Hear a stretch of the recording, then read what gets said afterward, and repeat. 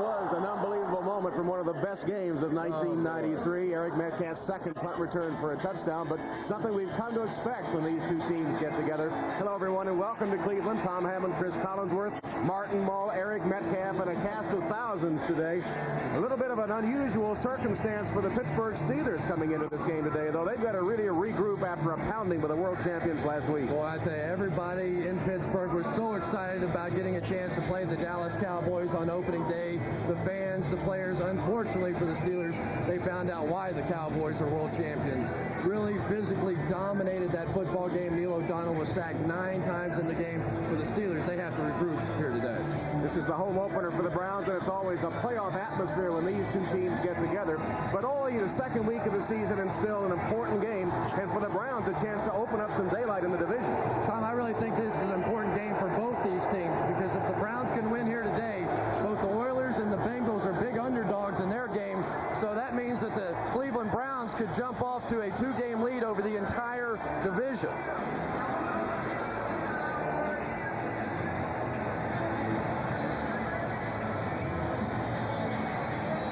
Cleveland with a lead of 52-36, and they've been dominant here at home, losing only once in the last 12 meetings, and a touchdown or less in 4 of the last 6 times. So we expect another close, exciting game. And the Browns will kick it off. Stover approaching the ball and sending it on its way.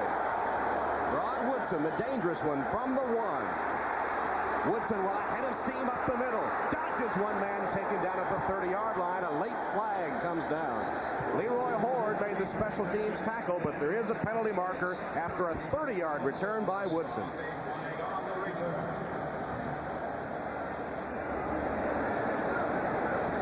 Referee for today's game is Ron Blum.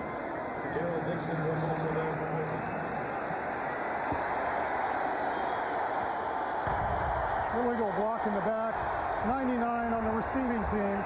Half the distance from the spot of the foul, first down. So illegal block against Bill Cowher's Steelers. Here's the way the Steelers will line up offensively. That's a good offensive line. Dermontti Dawson, the center, one of the best in the business. Quarterback is Neil O'Donnell. The Cowboys put him on his back 9 times last week. Barry Foster held to only 44 yards rushing. Eric Green, who signed the last day of August, gets the start today. When they go to their sub, their passing formation, Stone and Thigpen are in. O'Donnell on first down gives to Foster, and Barry Foster crosses the 10 to the 12 and hit there by Carl Banks with help from James Jones. Browns defensive front 4, one of the best around. Burnett, Johnson, Michael Dean Perry, who makes it easier for the rest of them by drawing the double teams, and Anthony Pleasant.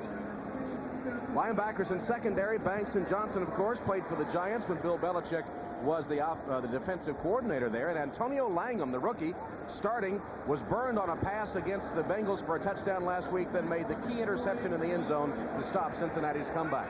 Their dime brings in Caldwell, Booth, and Spear. And the Pittsburgh Steelers really want to get their ground game going here today. They felt like they got away from Steeler football last week. Want to get back to it here today. 2nd and 7 for the Steelers. Foster. And once again, the center of the Browns defense, led by linebacker Pepper Johnson, number 52, ready for the carry by Foster. Some questions about Pepper Johnson coming into this season. Did he still have it? Well, we found out in week 1 against the Cincinnati Bengals, he was the leading tackler, was voted captain of this Browns team. Bill Belichick said there's something about this guy.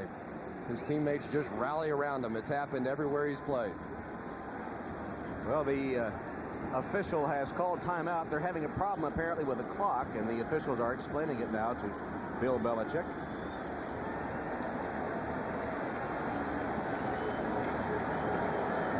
Steelers on the other side of the field getting the same explanation.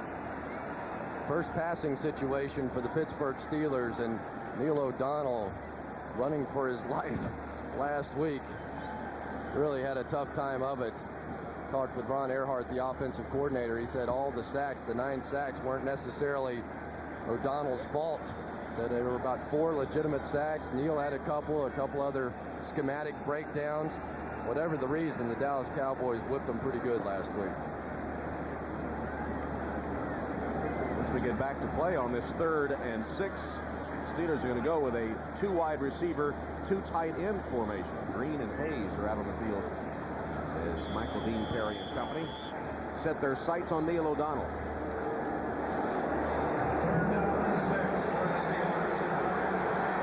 So the Steelers backed up from their own 13, facing their first crucial 3rd down of the game.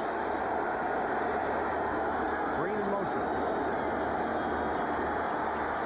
O'Donnell to Foster, and Foster makes a nice run. He's got a Steeler first down, knocked out of bounds at the 35 by the safety Stevan Moore. There is a penalty marker down.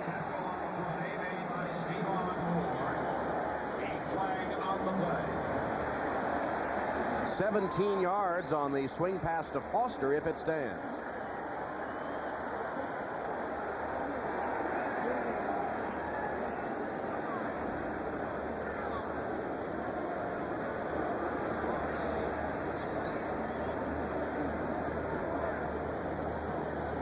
Ron Blum with the explanation. It'll be against the Steelers and will nullify that 17-yard gain. The former Browns linebacker, not happy. Unsportsmanlike conduct, number 29 offense. After the play was over, it'll be 1st and 25. Apparently, Foster spiked the ball at one of the Browns defenders. It was after the play was over, so they'll get a first down, but they'll mark the ball back at the 15-yard line. It'll be 1st and 25 for Pittsburgh.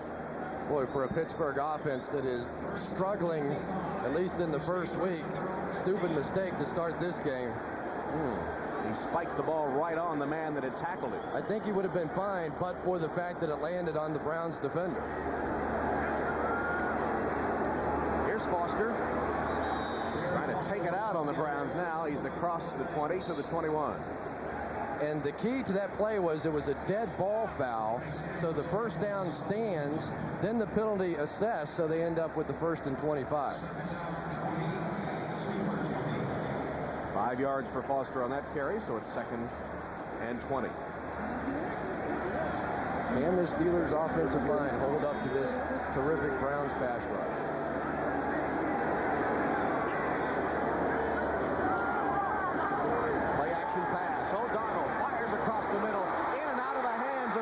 Receiver and almost intercepted. The rookie Charles Johnson let it apparently hit his pads, and Frank Stams nearly picked it off. For Charles Johnson, this is his first trip into Cleveland Stadium, and I can assure you it is a feeling like none other.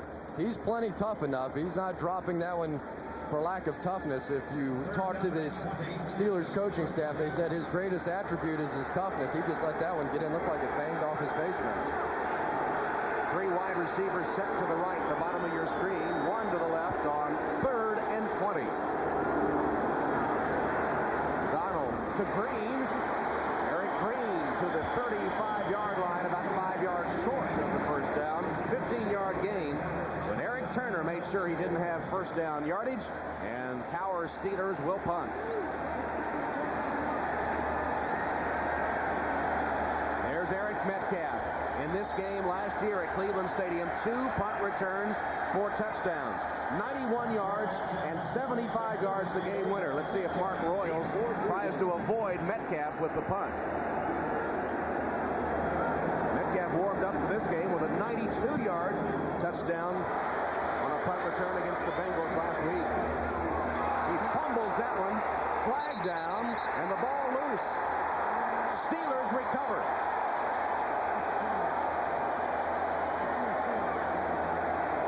Reggie Clark fell on the football, but the penalty marker came in. Let's see. You wonder if they gave Eric Metcalf enough room to make that fair catch. The punt was short, and he was coming up in a hurry to try to make the fair catch and never really caught the ball cleanly.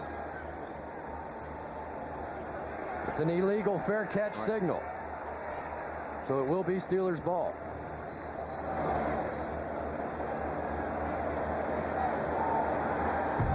Invalid fair catch signal on the receiver. See the signal. You have to raise that arm all the way above your head. Wave your arm. is not a valid signal. And you just never expect when Eric Metcalf is back to return a punt that it's going to go in your favor if you're the team punting the ball. Nothing good can happen. Oh, boy. Well, Reggie Clark recovers the fumble. You know, I think Metcalf was so intent on having to run up in a hurry to make the catch that it was sort of an afterthought, that fair catch signal. Well, those special teams coaches really emphasize catching the football in that situation. They don't want to see it bounce down the field. Probably too tough a play there. Big break for the Steelers. First turnover of the game. First down at the Browns 34. Green and Hayes, two tight ends. Foster's the only setback. First down pass to Foster. Inside the 30-yard line, 4 or 5 yard gain. Don Griffin, the cornerback, stopping Foster. The second time O'Donnell has hit him on that swing pass to the left. Well, when I talked to Ron Earhart just before the ball game, he said we need to get back to Steelers football. And I knew that meant handing the ball to Barry Foster, but didn't make the assumption that it meant throwing it to him as well. They want to get this big guy the football. Both he and Eric Green can simply wear out a defense. John L. Williams joining Foster in the backfield on 2nd and 6. Give to Foster. Thrown back by Ron Burnett. Stevan Moore and others came up to help, but Rob Burnett was the man that made the initial hit on Foster. Great call by Nick Saban, the defensive coordinator, on this when they came with a safety blitz, a little face mask in there as well. Put a lot of pressure here on the left side of the defense. Just a good guess by Nick Saban. He blitzed right into the run. Spear and Booth in as the Browns go to their dime defense on 3rd and 7. 4 wide receiver formation for the Steelers. 2 to either side. John L. Williams next to O'Donnell, who's in the shotgun. Time for O'Donnell. Flag down. That pass complete to Williams, short of the first down, but a penalty marker came flying in behind O'Donnell from the referee. Pepper Johnson wrapped up Williams. A lot of penalties in this game so far. We started on the opening kickoff with a penalty, and we've seen a lot of flags fly.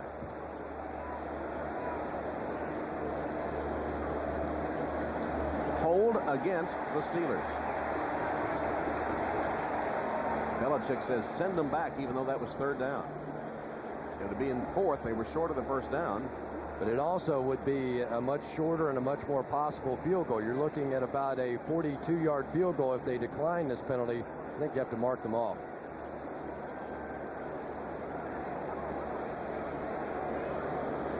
Holding 65 offense, 10 yards, repeat 3rd down. John Jackson, left tackle of the Steelers, guilty of the hold. So the Browns will take their chances on another 3rd down play, setting the ball back to the 41-yard line. 3rd penalty already against the Steelers for 34 yards. And Jackson's the one that struggled so much against Charles Haley a week ago. Haley completely dominated the football game. O'Donnell again in the gun. Browns show blitz. They back out of it. O'Donnell sets a screen. John L. Williams. Williams with a blocker. Will be stopped about 3 yards short of the first down by Stevan Moore. It covered 14 yards. Nice play call by the Steelers, but it does come up a little short. However, makes it a much easier field goal try for Gary Anderson. Not even sure the Steelers were really trying to pick up the first down there. Just needed about 10 yards back in order to take the shot for the field goal. Gary Anderson off the hold from Mark Royals. It'll be a 46-yard attempt. Anderson has hit his only field goal try of the season. That one way short and off the mark. Anderson does not kick well here on this natural grass field. And the Steelers, after the turnover, come up short.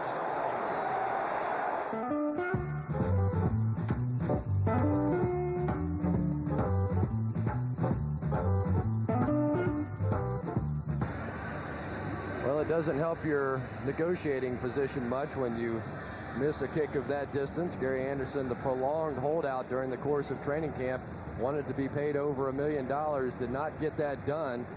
Was not happy when he returned to camp. Neither was Eric Green. They're both back and playing for the Steelers. Always struggles here, though. It's tough to kick off of that thick grass. And what it's done for the Cleveland Browns is put them in great field position to open this drive. That's the new rule. The ball back to the spot of the kick, which is the 36-yard line. So the Browns fortunate. The Metcalf fumble doesn't hurt them. And Testaverde on his first pass of the day drills it to Michael Jackson for 11 yards. And a first down. Jackson breaking in front of Rod Woodson. That'll be a matchup to watch all day long. Yeah, and the interesting thing was, as we take a look at the lineups, they're not afraid of going after Rod Woodson. See the offensive line of the Browns. Steve Everett, the center, another good one. Good centers on display today. Testaverde, the dangerous Metcalf, though he had no yards rushing, 0 last week against the Bengals. Cardle and Pinchin come in on their third down offense. Testaverde goes deep, complete.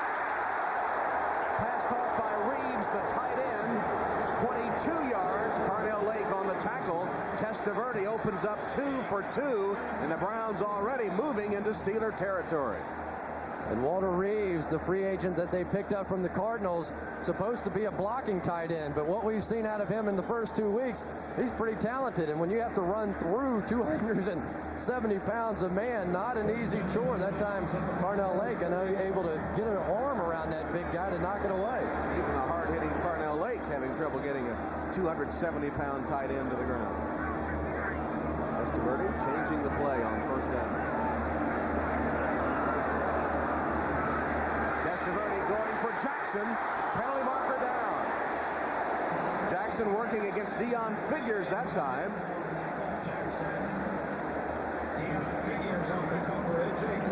They really play this illegal bump rule down the field much tighter this year. Looked like Figures got a hand on Jackson as he started to go by. Holding, 21 defense, 5 yards, first down. It's a hold called on Figures, automatic first down. Michael Jackson, I believe, to be one of the great receivers in this league that doesn't get a lot of credit. You can see the grabbing of the jersey that time by Dion Figures. Jackson was open, but all the grabbing and the pulling is what threw off the timing of the route. 4 penalties, 39 yards against the Steelers. Cleveland with a first down at the Pittsburgh 26. No score in the first quarter.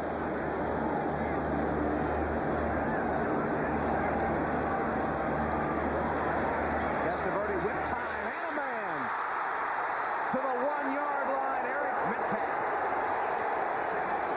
25 yards. Carnell Lake just kept him out of the end zone with help from Darren Perry. And we are seeing a different-looking Vinny Testaverde this week. He's home in front of this crowd that was so pro Bernie Kosar. I thought the town was going to explode last year when they let Bernie go. But slowly, Vinny Testaverde is winning this crowd over. And the more you throw to that guy, the easier it is. He's 3 for 3, 58 yards on the Browns' first drive. James Jones in with Vardell in the backfield. Jones the fullback, Vardell the tailback. Vardell, flag down, is stopped at the 1. A flag on almost every play here in the first quarter. Greg Lloyd made the tackle.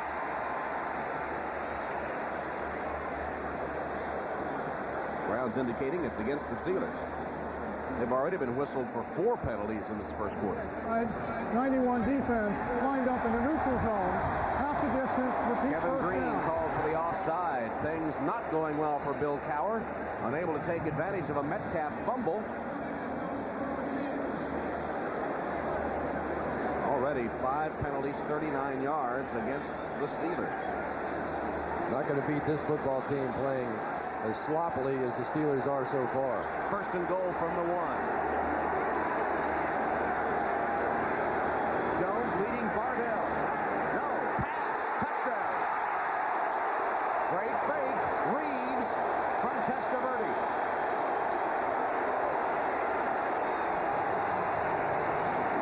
Walter Reeves with his first touchdown reception.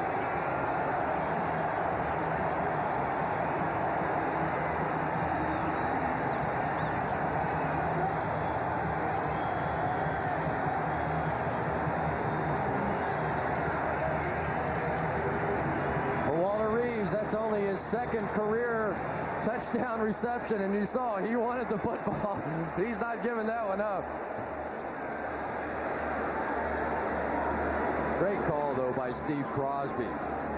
Nobody was looking for a pass out of the Browns on first down. Flag down as Stover kicks it through. High snap handled by Tom Tupa. Penalty marker again. Tom, I really believe that this Browns team just so much better since the conversion and making Steve Crosby essentially the offensive coordinator. It seems to have taken some of the pressure off of Bill Belichick as well. 26 defense. The point is good. 5 yards will be enforced on the kickoff. Well, Woodson called for a Steeler offside. They'll enforce it on the kickoff. Impressive drive by Testaverde and the Browns to take a 7-0 lead on Pittsburgh. Raindrops on road. 95 Mitsubishi Galant, filled with your favorite things. By Lay's potato chips. Bet you can't eat just one. By MasterCard. MasterCard, it's more than a credit card. It's smart money. And by Jiffy Lube. If it doesn't say Jiffy Lube, it isn't. Tom Hammond, Cris Collinsworth at Cleveland Stadium. Vinny Testaverde driving the Browns 64 yards in 4 plays with the help of some Pittsburgh penalties. And all 4 plays, passes. Did have a run that was wiped out by penalty. Here's Woodson backpedaling into the end zone as Stover got a foot into that one. You rarely see a kickoff make the end zone, but he got the extra 5 yards after the offside penalty, and so no return by the Steelers of that kick.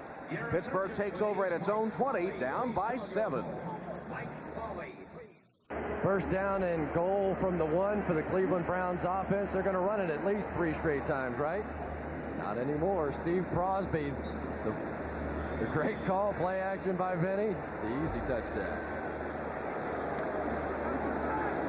Impressive drive engineered by Vinny Testaverde as the Browns on their first possession marched it right down the field, and he's perfect so far.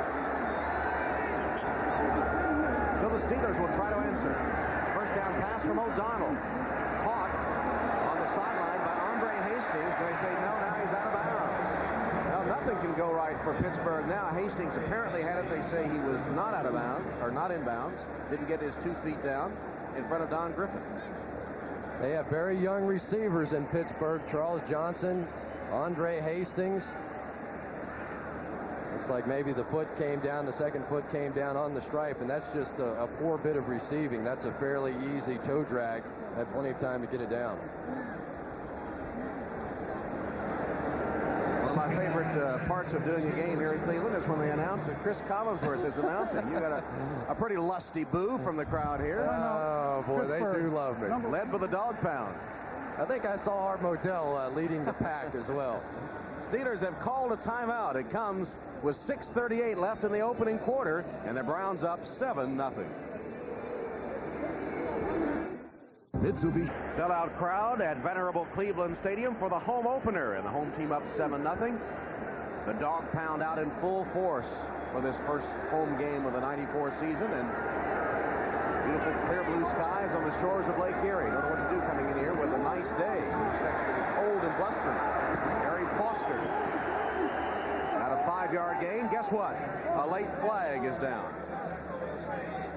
Antonio Langham. Tom, at Foxborough, Jim Kelly and company heating up. No touchdowns last week, 2 so far today. Kelly, 37 yards to Andre Reed. He's also thrown one to Thurman Thomas. Buffalo leads New England 14-0 in the first quarter. Tom and Cris?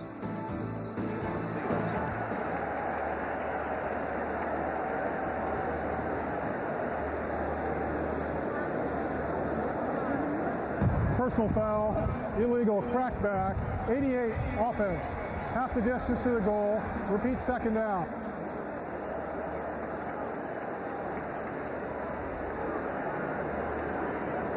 Bill Cowher and his Steelers hit by yet another penalty. While you were hearing that update, another penalty marched off against the Pittsburgh Steelers, who just can't get untracked. They really seem flat today, and coming off the pasting by the Cowboys a week ago, not a good sign for Bill Cowher and his team. O'Donnell chased in the end zone, got rid of it, managed to throw it away. Heads up play by Neil O'Donnell, saving a safety. Anthony Pleasant and Rod Burnett were bearing down on him, and he was able to throw it away. O'Donnell never saw Burnett coming from his backside. Very fortunate not to have given up the safety. One of the things that O'Donnell did too much of last week was try and scramble away and hold on to the football and make a play. If it's not there, just get rid of it. Could have very easily been 2 points for the Browns. Again, the protection problems for the Steelers. Booth, Spear, and Caldwell into the defense. The dime defense for the Browns. 6 defensive backs. It's 3rd and 17. They'll run it from the gun to John L. Williams. Williams crosses the 20 to the 24-yard line. And the Steelers will have to punt once again. Eric Turner came up from the safety spot to stop John L. Williams, who of course came over to the Steelers as a free agent from Seattle in the offseason. So Eric Metcalf, who tried to make a fair catch and fumbled the ball, his first opportunity, awaits the kick from Mark Royals. First one only 31 yards, but the Steelers able to recover the fumble of Metcalf.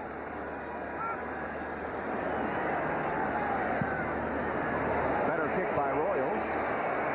Trying to kick it away from Metcalf. He does successfully out of bounds. And so like that, give poor Eric a chance. Let's see where they spot the football. You know, Tom, the interesting thing is on that first punt, I think they were trying to punt it out of bounds, ended up being a little bit short. Metcalf fumbled it. It actually worked to their favor. Royals punted it 36 yards away from Metcalf. Well, coming up this Wednesday, 10 o'clock Eastern Time, Bob Costas hosts a celebration of sports. Sports Illustrated's 40th anniversary show. The magazine picks the 40 most influential sports figures of all time. Who will make the list? Who won't? We were discussing this over in Barcelona before a preseason NFL game this summer. You'll agree with some. You'll be astounded by others, I'm sure. Join us Wednesday, 10 p.m. here on NBC. Eric Metcalf on the pitch, darting, dodging, and getting about 8 yards before he's taken down by Greg Lloyd. Eric Metcalf really struggled last week against the Bengals running the football. 7 carries, no yards, but this is certainly his forte. When you can get him outside with Big Tony Jones in front blocking, that's where Eric Metcalf likes to play, in the open field. 2nd and 2. Leroy Horde joins Tommy Vardell in the Browns' backfield. He had a big day against the Bengals last week. Testaverde pumps, and he's taken down. He got rid of it for Vardell. Just missed completing it. Ray Seals was wrapping him up, and Testaverde let it go just as he was heading to the turf. Ray Seals, the free agent that came over from the Tampa Bay Buccaneers to replace Donald Evans. In talking with a few of the coaches on the field, they felt like that Donald Evans was the best defensive lineman the Steelers had a year ago. Ray Seals did have 8.5 sacks last year for the Buccaneers, but maybe not quite as stout against the run. First miss of the game by Vinny Testaverde. Derek Alexander, the 3rd wide receiver in the Browns formation, to the top of the screen on 3rd and 2. Testaverde off 1 foot, has it intercepted by Darren Perry. Darren Perry picked up the short pass at the 40-yard line. Testaverde throwing off the back foot, got nothing on the football, and Perry picked it off. Tom, that looked like a Tampa Bay Buccaneer Vinny Testaverde throw. That was the kind of mistake that he made in Tampa, has not been making in Cleveland. The blitz was coming. His offensive line did a nice job picking it up. His receiver slipped down, Brian Kitchen. The easy interception for Darren Perry. 3rd interception of the season thrown by Testaverde. In the National Football League, you just can't float them like that. The guys in this league are simply too fast. So the Steelers trying to get something going. That's the 2nd turnover they have caused today, but no points to show for it. Cleveland leads 7-0. 4.5 minutes left in the first quarter. Barry Foster, 4 or 5 yards to the Pittsburgh 45-yard line. The Steelers have almost as much penalty yardage as they do positive yardage rushing and throwing. They now have about 71 yards total offense and 54 yards in penalties. Tom, there's a great matchup that's going to happen in this game between Pro Bowl center Dermontti Dawson and Michael Dean Perry. And Michael Dean Perry talks about how, Dermontti Dawson talks about how Michael Dean Perry likes to go after his snap hand because he'll grab it and roll him out of the way and try to swim back inside. Those two guys really go at it twice a year. It's a great battle. inside the 4-minute mark. O'Donnell down the sideline, overshoots his man, Andre Hastings.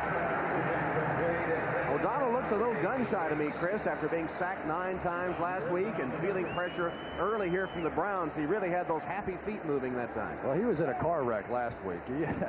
There were some major breakdowns. Probably the major culprits, John Jackson, the left tackle. Todd Kalis did not have a good game last week against the Dallas Cowboys, but at least the way they've looked so far today, you wonder if it was so much the Dallas Cowboys or just some problems that the Steelers are having.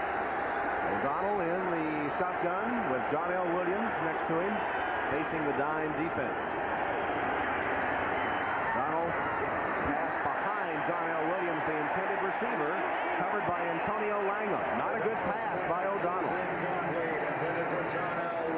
The Mark Royals will have to come to punt again. For the second time in this first quarter, O'Donnell and the Steelers unable to take advantage of a Brown turnover. Tom, I'm really of the belief that when you're struggling offensively, you have to get the ball back in the hands of your superstar players, that being Eric Green and Barry Foster. Whether they're running it, catching it, whatever, they need to get the ball in those two guys' hands just so they can get calmed down. Royals again kicks it away from Metcalf. It'll sail out of bounds, and the fans don't like it at all, but it's good strategy by the Steelers. The 2 punt returns for touchdowns by Metcalf here a year ago. There's a flag down, by the way. A hold against Pittsburgh. Unbelievable. This Pittsburgh Steeler team, picked by many to win the division and perhaps contend for the AFC Championship, had a disastrous game last week and a disastrous first quarter. Prior to the kick, penalty is declined. First down. Tom, if you believe the odds makers, the Pittsburgh Steelers are the second choice to go to the Super Bowl from the AFC. Kansas City was the number 1 pick. Bill Cowher really needs to get this team settled down because they're a better football team than what we've seen in the first 5 quarters of action this season. Both Cincinnati and Houston are underdogs in their games today. They both lost their opener. So a Cleveland victory today puts them 2 games up on every team in the division. If those things lose. Flags down again as Vardell carries for a short gain, tackled by Kevin Green.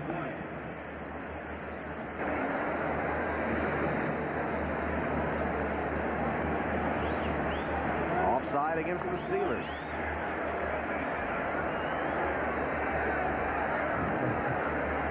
Somebody's going to have to get Bill a helmet here pretty soon. Offside defense, middle guard, 5 yards, repeat first down. Joel Steed for the offside call. 8 penalties in the first quarter, 59 yards on Bill Cowher's team. They are not sharp today. Look at that. One of Cowher's great strengths, I feel, as a coach is his even-handed way in which he handles his football team. He won't lose his cool. He won't explode out there. He's going to maintain his focus. He needs to see his players do the same. 1st and 5 for the Browns. They're at their own 34-yard line, leading 7-0. 3 minutes, 15 seconds left, opening quarter. A long one because of the penalties. Play action, Testaverde going deep. Carrier stumbled and won't be able to get to it. Darren Terry covering Mark Carrier, who stumbled as he made his cut, and the ball sailed over his head. Looked like just a total misread between the two. Carrier tried to come in and then was planning on breaking up the field, but almost looked like he may have pulled a hamstring or had a little problem with his knee there. Had hamstring problems last year. Second and 5 for the Browns.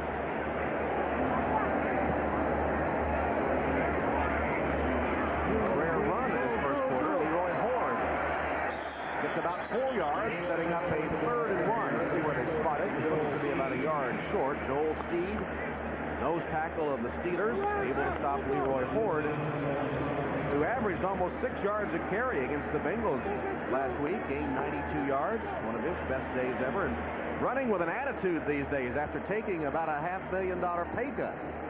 That will inspire you to better play.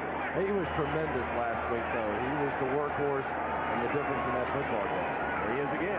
Bounces to the outside. Makes another move and has a first down. Leroy Horde across the 45 to the 46-yard line, dragging Levon Kirkland and other Steelers with him for a gain of 8 yards. For so long, Leroy Horde had been categorized as a guy who was more of a receiver than a runner.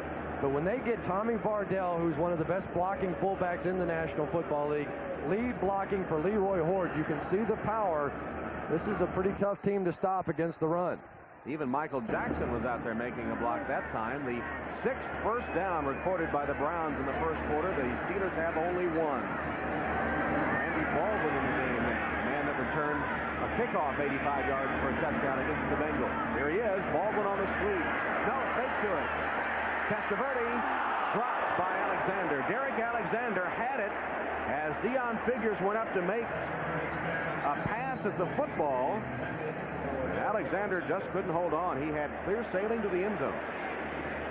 Of course, the top draft pick for the Cleveland Browns out of Michigan. They've been disappointed with him so far. Can't really tell whether or not Figures got a hand on it. Alexander came in overweight, much ballyhooed. They expected great things out of him, and really, at least so far, has not lived up to it. Testaverde hit his first 4 passes. He's missed 4 in a row now. Under pressure, Testaverde gets it to Vardell on the screen. Blockers in front. Vardell bangs forward close to the first down. Mark it at the 44-yard line. Levon Kirkland finally in there to get the tackle on Vardell. Got the big guys out in front, Tony Jones and Steve Everett pulling out in front. Tony Jones almost didn't get enough of Greg Lloyd. Lloyd almost beat him around there, even on the screen pass. And now they had a few tons of thunder running down the field with all the big offensive linemen and Tommy Vardell behind them. Got 9 yards. It'll be 3rd and 1. Rico Smith into the game at a wide receiver spot. The Steelers were offside. Horde. Play will be blown dead. 51 seconds left in this first quarter. Browns up 7-0. Right now it's a difficult call for the officials because there's a new rule in the league that now if the defensive line causes the offensive lineman to move, if he's directly over his head, the call is going to go against the defense. In years past, it has gone against the offense. Neutral zone infraction, left side of the defensive line, 5 yards, first down. Cowher has to be wondering what hit his team here. It looks like maybe Bob Dahl, the right guard, may have flinched, but the reason he flinched was because the defensive player jumped into the zone. Last year, that's a penalty on the offense. This year on the defense. First down by penalty for the Browns after 39. 64 yards in penalties against the Steelers in the first quarter. 35 seconds left, and another flag down. Pass is complete to Alexander at the 30-yard line, tackled by Carnell Lake. The Browns have not been penalized. The Steelers whistled for 64 yards first quarter.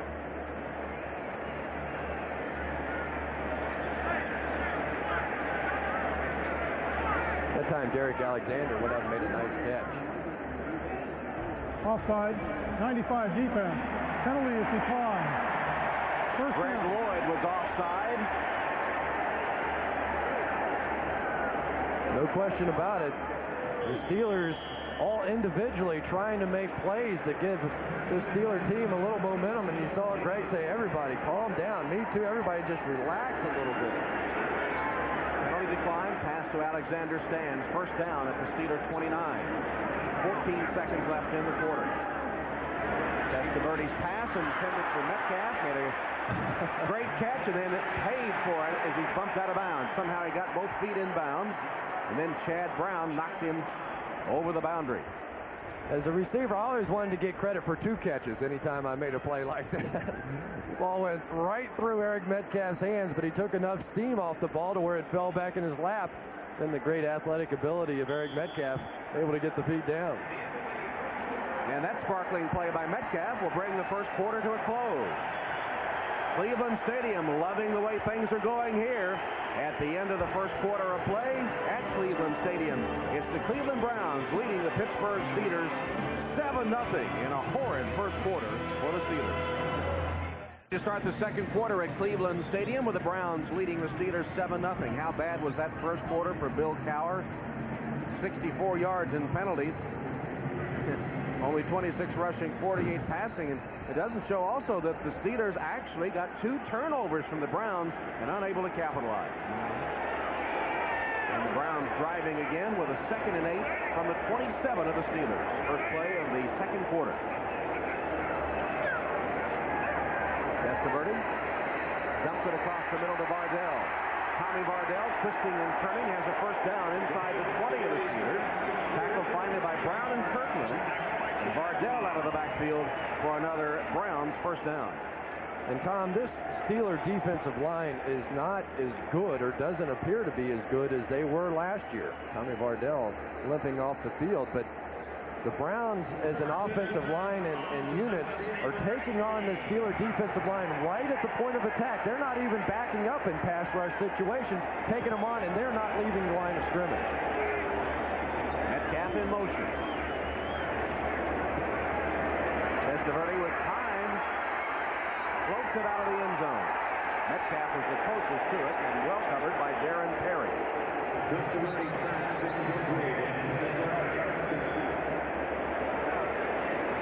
Steve Everett is just simply dominating his man Joel Steed at the line of scrimmage. He's a guy, well, you're talking about a character in the National Football League. Steve Everett, but watch the way he takes on Steed. Gets a little help from the outside, but you see there's no penetration. Then he has time, now steps up in the pocket, nobody around. Great job up front. Testaverde, Jackson. Stopped at the 5-yard line. Good safe tackle made by Darren Perry after he had shed the first defender, Dion Figures. Jackson, though, catches it for 13 yards. First and goal, Cleveland. And Tom, that's the mismatch for today. Michael Jackson working against Dion Figures. Figures the #1 draft pick last year. But no question about it, Michael Jackson, a better receiver than Figures is a defensive back. It just takes a couple of years, even for very talented defensive backs, to learn their ropes in the National Football League. Vardell and Horde in the backfield. First and goal from the 4. Horde hit behind the line, managed to stumble back for a gain of a yard or 2. LeVon Kirkland apparently had him wrapped up, and Horde was able to fall forward for a gain on the play. Woodson finally pinned him there. And LeVon Kirkland cannot believe that Leroy Horde was able to escape. About 3 yards deep in the backfield. Nice hit. Leroy Horde just simply too strong. Horde is carried 3 times for 15 yards. Second and goal from the 3.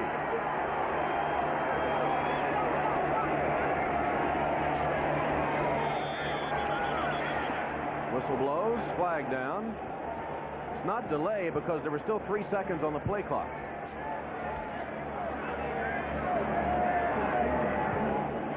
Ball starts prior to the snap. 66 offense. 5 yards. Repeat second down. Tony Jones, left tackle of the Browns. Cleveland's first penalty of the day. Contrast that with the 9 against the Steelers. And they've had 2 or 3 that weren't even accepted. Tony Jones, probably one of the most pleasant surprises for the Cleveland Browns over the past couple of years. They really didn't know where their next great offensive lineman was going to come from, but this guy has stepped up and become that, along with Steve Everett, their 2 best players up front. 12th play of the drive, second and goal now from the 8. Nothing there for Horde. This time tackled in the backfield for good by big Ray Seal, 309 pounds worth.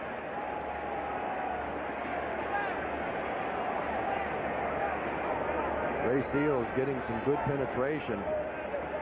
Looked like Leroy Horde may have dropped his blocking on that play. Tommy Vardell chose a hole inside, and Horde bounced it back outside. As a running back, you have to sort of let your fullback be the man leader. Wherever he goes, you need to go. Third and goal from the 9. Browns have converted 2 of 3 on third down. Metcalf on the sweep. Taken out of bounds at the 5 by Darren Perry. So the field goal unit will come out for the Browns. You know, that throw, the interception by Vinny Testaverde, it was a very poor throw. You just wonder if it comes back in the mind of offensive coordinator Steve Crosby in that situation. You don't want to give up the sure 3 points. It was 3rd down and about 10 in a very tough area to throw the football.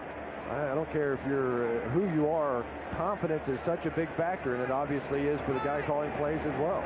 Similar situation. Testaverde had hit Walter Reeves for a touchdown in the first quarter. Stover, a 24-yard attempt. Tupa puts it down. Stover boots it up and through. So the Browns extend their lead. 11:21 left in the second quarter. 10-0 Cleveland. Bill Belichick took so much heat last year for releasing Bernie Kosar, but no question about it, this is his football team now. Only 6 players remain from when he took over a few years ago, and look what he's done to add some Super Bowl experience to this ball club. Woodson fields the kickoff at the 1. Turns it on down the sideline. Woodson using his blockers. Fakes a cutback. Caught from behind finally at the 45-yard line by Randy Baldwin. Rob Woodson sprinting 54 yards with a great return. The National Football League's Defensive Player of the Year 1 year ago. And I tell you, we've talked about Eric Metcalf, but there may not be a more dynamic football player playing the game today than Rod Woodson. Such tremendous speed when he gets in the open field. We saw Eric Metcalf dominate the game last year with kick returns. Could it be Rod Woodson today? First and 10, Steelers at the Cleveland 45. Steelers with a first down at the Cleveland 45-yard line. Barry Foster burrows his way to the 40. That's a gain of 5. Tackle made by Carl Banks. Rod Woodson, you may be surprised, a player of his stature returning kicks, but he says it's a way to get the ball. My hands on the ball more, and I enjoy doing it. I enjoy returning kicks, probably returning kickoff returns. You can turn the tide of a game by doing that. So he's trying to turn the tide and jumpstart the Steelers here. Give to Foster. He's got close to another 5-yard gain, maybe half a yard short of the first down. He's carried now 8 times for 26 yards. And really, the Steelers have been relatively effective trying to move the football when they haven't had the penalties. It hasn't been that they haven't been gaining yards, just simply that every time they do pick up a first down, they end up going 15 yards the other way. It's close enough to the first down that they will call in the sticks to measure. Nope, they won't. I thought he called in, and he said no. No, here they do come. The Steelers were out of the huddle ready to go, but the Steelers have had enough delays. They're ready to play some football now. Maybe the Woodson return can get them going. It is just short of the first down. Anticipating that it was going to be a 3rd and 1, Cower sent in his 2 tight ends. Now 3 tight ends, Green, Hayes, and Keith. Let's see if Ron Earhart throws the football in this situation. I always felt this was a great time to take a chance. You're in great 4-down territory. If you don't come up with a big play, you can always come back on 4th down, hand it to Barry Foster, pick up your first down. But the Browns are going to be stacked in there to try and stop the run. Maybe a little play action here. They have only converted 1 of 5 third downs in this game. Foster, first down and more to the 30-yard line. Another 5-yard chunk ripped off by Barry Foster.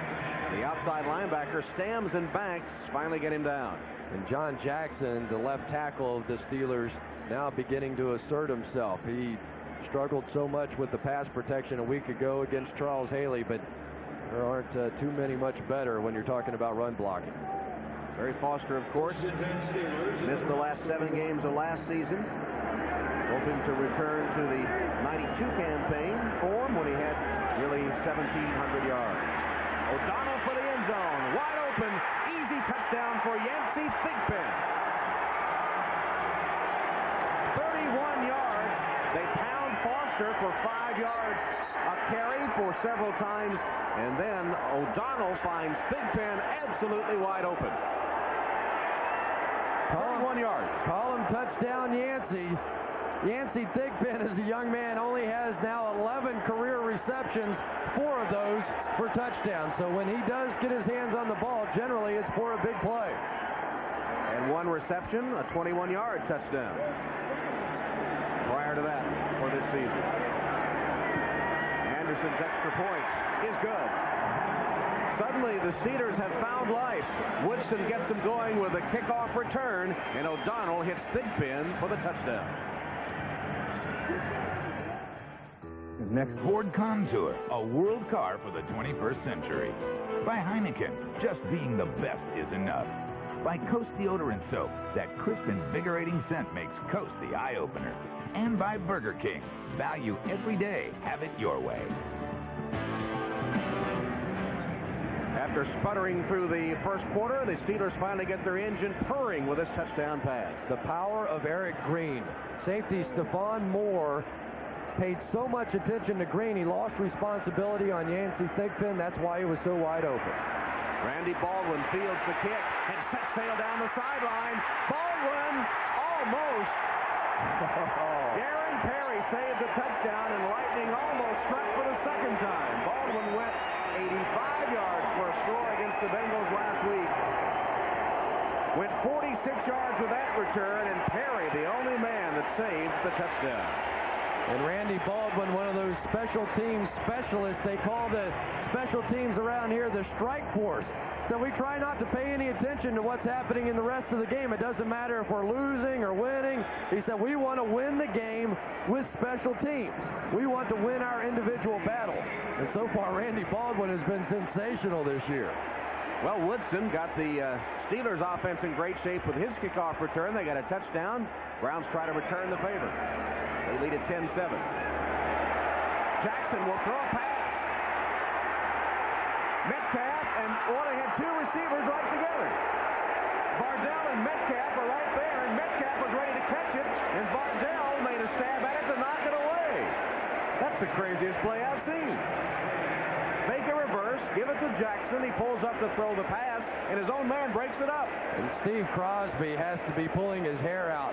They have the play perfectly designed. It's well set up. It looked like maybe Tommy Vardell was supposed to be blocking on the play, had nobody to block, so he took off down the field and simply robbed Eric Metcalf of an easy catch. And believe me, in that situation, you want the ball in the hands of Eric Metcalf and not Tommy Vardell.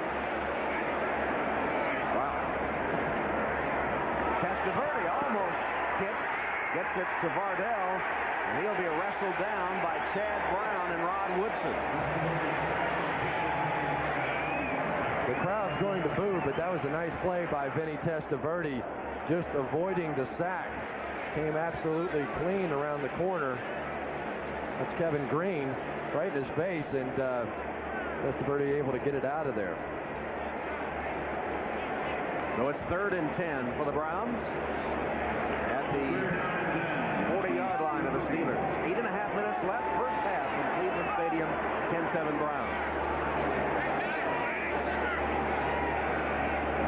Metcalf is in motion. Testaverde retreats under pressure. Got it to Vardell. Vardell with a block from Jackson. Lowers his head and bangs to the 22-yard line. Darren Perry tripped him up after 18 yards. Testaverde strikes for another first down. Tom, this is a great play call by Steve Crosby. What they're doing is they're sending their running backs out hot. Ordinarily, if Carnell Lake comes on a safety blitz like he did that time, defensively, you expect the fullback to have to pick him up. But what the Browns are doing and what Steve Crosby is doing with his play calling is, he said, I don't care if they come on the blitz. We're going to run by them and just flip it over their head. Really nice play design. Vardell, who is the leading receiver for the Browns in 2 games, has 4 catches for 36 yards. Metcalf up the middle. Late flag comes flying. Chad Brown tackling Metcalf. A lot of people in Cleveland wonder why they run Metcalf of small stature up the middle. And Crosby and the Browns coaches tell you it's to make sure that keeps the defense honest to open up those outside big gainers for Eric. Yeah, otherwise, you'd end up with defenses, 4 guys outside the tackles. 70 offense, 10 yards from the spot of the foul. Herman Harvey getting his 2nd career start in his 2nd season from Grambling. Called for the penalty. Harvey got hurt a little bit last week, but I thought played a terrific football game while he was in there against the #1 pick, Big Daddy Dan Wilkinson from the Bengals. And what about the grinded-out Browns? So far, they have run 17 pass plays and 6 rushes. Steve Crosby. Metcalf up the middle to the 28-yard line. Hear the boos.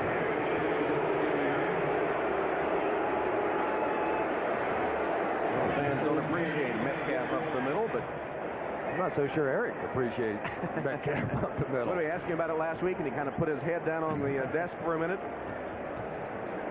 I think he understands the concept, though. And boy, he is a much tougher football player, though, than when he first came into the league. Trying to fix his dad's total yardage mark this season. That's his goal. He's set in the slot to the right this time.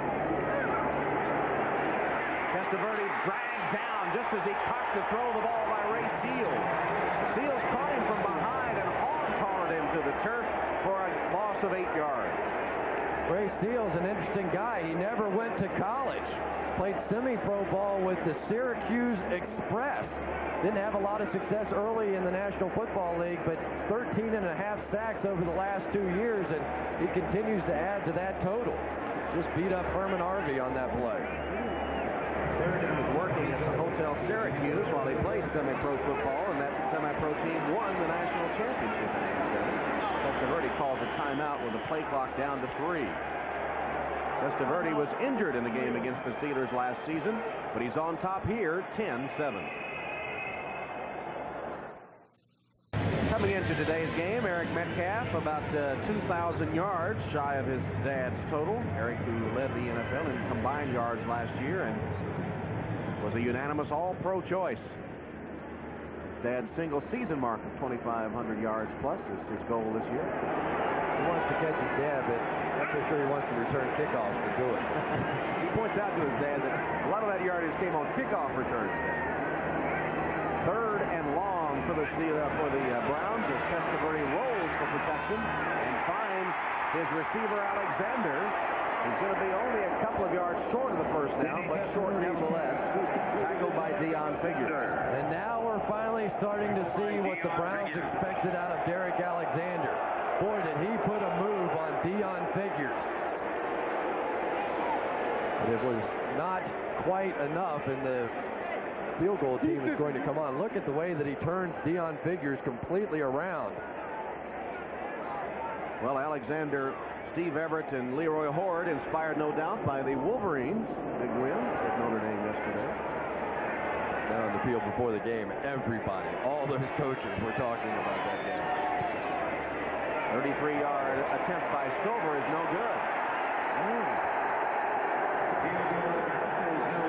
Well, Stover misses one that should be in his range, his first miss of the season. He had been 3 for 3 prior to that one. So a little note of discord here, a murmur through the crowd as perhaps the momentum starts to shift the other way. Good snap and hold. Just missed. And everyone in the dog pound now barking at Bill Belichick saying, I told you to go for it. Stover takes a lonely seat on the Browns bench, and the lead remains 10-7 Cleveland with 5:25 left. Steelers begin from their own 23-yard line. Foster behind blockers. Boy, the Browns defensive line got great penetration that time. Just knocked the blockers out of the way. And then Frank Stams manages to make the hit on Foster.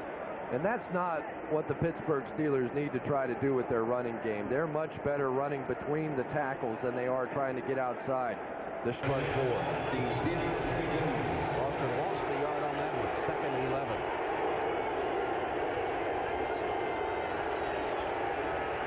O'Donnell got rid of it and completed it to Big Ben. Yancey Big Ben, who had a touchdown earlier, makes a catch in traffic. Turner and Griffin were all over him and went for a 15-yard first down play. I don't think Carl Banks can believe what he saw. Carl Banks was standing in perfect position to make this interception, and Neil O'Donnell just held on to it for 1 second longer than he thought, and then all of a sudden Carl Banks ran right by the ball, couldn't get himself stopped. Boy, Carl Banks had a chance to pick that one off. Foster, nice cutback. Barry Foster inside Cleveland territory to the 47-yard line, 14 yards before they stopped by Eric Turner, and that looked like vintage Barry Foster run there. Apparently his ankle is just fine. A lot of people questioned Barry Foster's decision last year to go ahead and have that ankle surgery, thought that perhaps he could have hung around and helped this football team. Some of his teammates even behind the scenes were questioning that decision, but now he's back and running full speed again. This time the Browns defense limits into a 3-yard gain. James Jones, the big man, 290 pounds, stacking it up in the middle. And just so people don't think I'm picking on Barry Foster, it was the opinion of the Steelers team doctors that surgery was not necessary. He went out and found his own doctor. 100-yard rushing games in that 92 season when he led the AFC in rushing and set 5 Steeler records. O'Donnell going long, down the sideline, and complete to Johnson. Charles Johnson made the catch.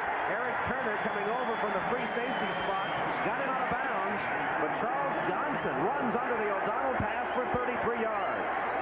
And John L. Williams almost decapitated Rob Burnett on this play to set it up.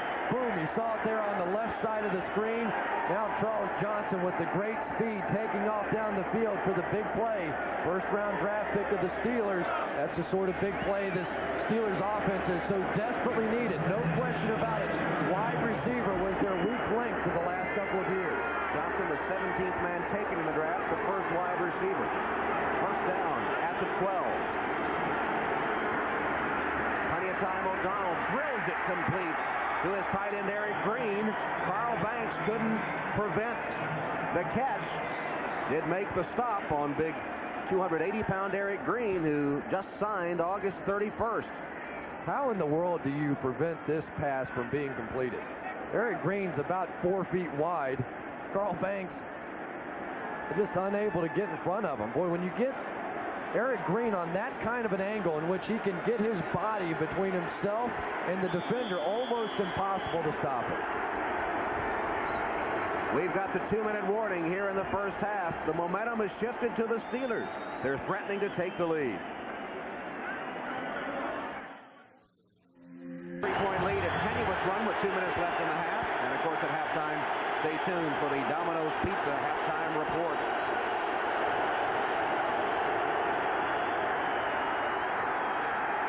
Barry Foster stops short of the goal line.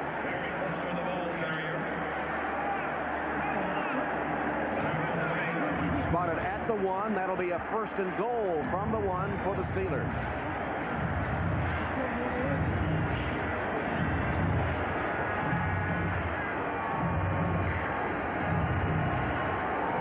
Steelers come with that 3 tight end formation. Craig Keith, Jonathan Hayes, Eric Green. Foster the tailback. Foster, touchdown.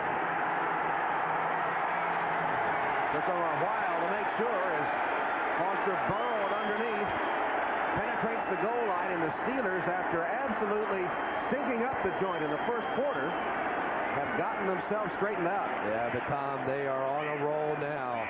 And if you're the Cleveland Browns defensively, how do you stop this?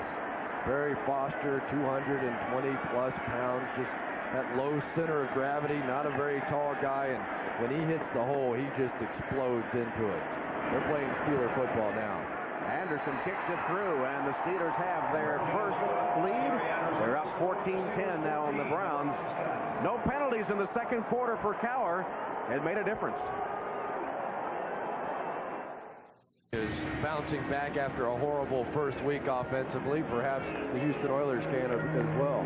Domino's Pizza halftime report will show you Jim Kelly's 4 first-half touchdown passes for the Bills, and also an interview with Jerry Jones, the owner of the Cowboys. That should be interesting.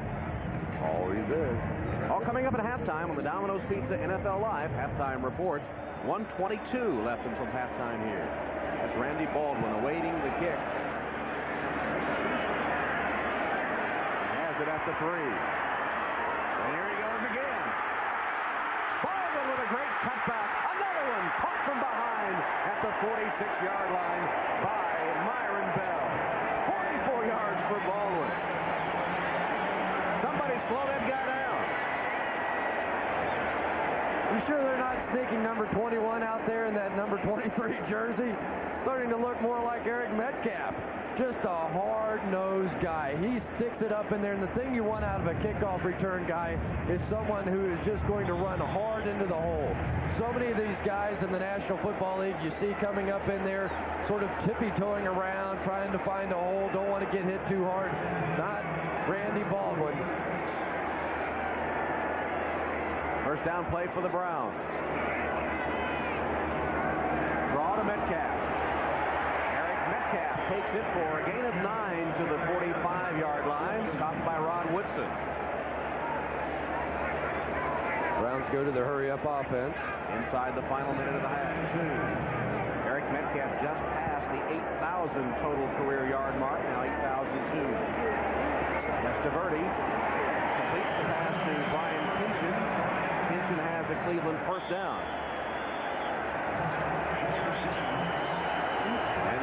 Stop the clock with a timeout. 44 seconds left. They'll have one timeout remaining, and Gary Jones, the injured Steeler. Now, the Browns are saying, are you going to charge us with that timeout?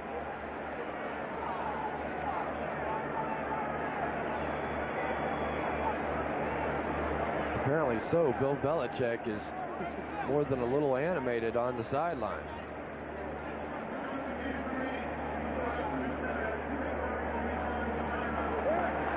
Pittsburgh will be charged with a timeout because of the injury in the last 2 minutes of the half. One of the rule changes that came in last year, and it looked like Brian Kinchin just came down and landed right on Gary Jones's stomach. I think maybe some rib problems in there. Kinchin 230 plus pounds. Well, Randy Baldwin has been returning kicks like a man possessed, and it all started against the Bengals last week. Baldwin fielding it.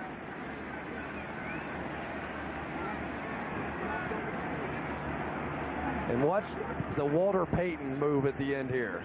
The stutter step. Randy Baldwin claims he learned that one watching Sweetness when he was still in high school. He's come back with 2 40-yard plus returns in this game, and in each case had only one man to beat for a touchdown. And of course, the new rule change this year in the National Football League that I think is just really added a dimension to the game.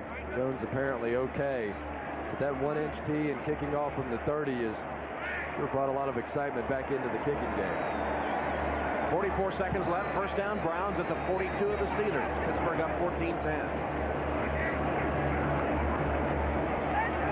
Testaverde wings it downfield for Jackson, who can't catch up with it. He was behind Dion Figures. Testaverde looked like he just threw that one as far as he could, hoping Jackson could get there. Yeah, and that's the problem, that when Vinny Testaverde makes bad throws, he does what he did on that play. That's throw it and turn away from the ball. I don't care if you're a golfer or shooting a basketball or whatever. You have to follow through and you have to stay with your throw. I know Vinny wanted to avoid the hit in that situation, but you have to maintain there. Anytime he falls off, like on the interception, the ball goes astray. Plenty of time for him as he goes for the end zone for Jackson, and again overthrown. Jackson double covered by Myron Bell and Darren Perry. On the last play, the Steelers came with the blitz.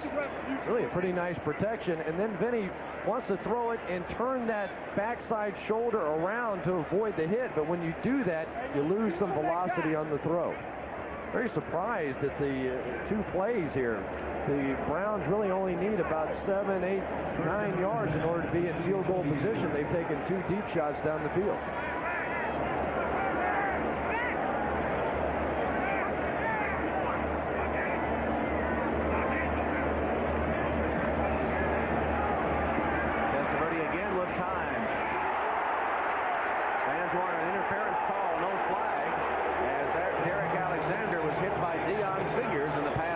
incomplete. It'll be 4th down. Couldn't tell if Derek Alexander tripped up on his own feet or if Deion Figures had tripped him. I think that was just simply Derek Alexander getting his own feet crossed. Good no call by the official. Strange play calling from Steve Crosby and the Browns that time. They needed 10 yards for a field goal shot and threw 3 shots down the field at more than 20 yards. Koopa's punt. They're about as close to the goal line as you can get, and the Browns had great coverage. They surrounded inside the 1. Give Koopa credit for a 41-yarder. Not only inside the 20, but inside the 1-yard line by the time they spot it, with 13 seconds left in the half. Well, the first half began in less than memorable fashion for the Steelers. Penalized 9 times and some that weren't even taken. Got 2 Brown turnovers, unable to capitalize on them. Looked like everything was going wrong for Cowher. Had only 64 yards total offense. Come back with a great second quarter. 129 yards in total offense to take a 14-10 lead. Well, Tom, ordinarily you think this is a nice, easy play. You just simply run a quarterback sneak and run out the clock. But when the dog pound gets involved, that is not, as a player, fan, referee, spectator, a place where you want to just go hang out. Or an announcer. I found out that before the game. Yeah, they gave you a couple of shots as you walked in front of them before the game. O'Donnell does try to just burrow out. And the Browns will take a timeout. Remember, they have 2 timeouts left. Now 1, as they stop the clock with 11 seconds.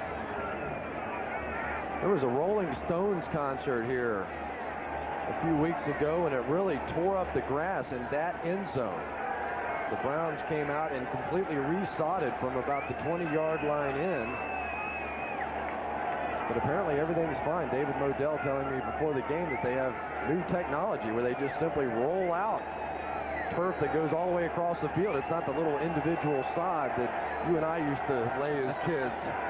And, of course, no baseball field, no skin part of the infield here at Cleveland Stadium this season, with the Indians moving to Jacobs Field. But you can see the big strips that go across the field, and they're so heavy that they don't move. They don't slip around the way that they would for the old turf fields or resodded fields.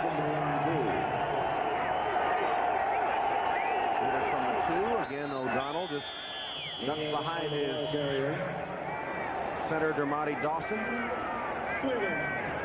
Pro Bowl center. And the Browns take their final timeout with 8 seconds left. Coming up next Sunday, Sequest returns to NBC, and they'll do it in spectacular fashion with a 2-hour season premiere. Whole new Sequest with new cast members, locations, and a lot of interesting discoveries to come your way on this unique program. Next Sunday, 9 o'clock Eastern Time, coming your way here on NBC, the Sequest 2-hour season's premiere. Sort of like the underwater version of Star Trek. As a kid, used to watch them in space. Now they've conquered new frontiers. As a kid, huh? Well, I'm buying that. Well, I was a Trekkie, I'll admit it. What was your age, though? That's what's in question. Well, I only watched 2 last week, along with that guy. Yeah, I hang around watching Star Trek. I like that one. Aren't they pretty? O'Donnell again, the ball carrier. O'Donnell on 3rd down, and the Browns out of timeouts. That'll bring the first half to a close. Well, the Pittsburgh Steelers managed to survive a horrible first quarter. They came back with a vengeance in the second quarter, and at halftime they lead 14-10. The Domino's Pizza NFL Live halftime report is next after these messages from your local station. Through with coverage that starts before the sun comes up, with more news on the weekend and more stories in every newscast. You said you wanted us to look out for your interest. Now when somebody tries to put something over on you, Target 3 investigates and puts them on the air. We look out for your family, too, with Doppler 3 radar and Storm Tracker 3, technology that saves lives when seconds count. We're the Cleveland station that still has your favorite programs, and our entertainment and talk lineup is the talk of the town. Community service, no one does more every year than Channel 3. We're there when you need us, like family. I'm Bill Scapidi. We built Channel 3 around you. If you watch us, you know that's more than a slogan. It's a promise we're keeping every day.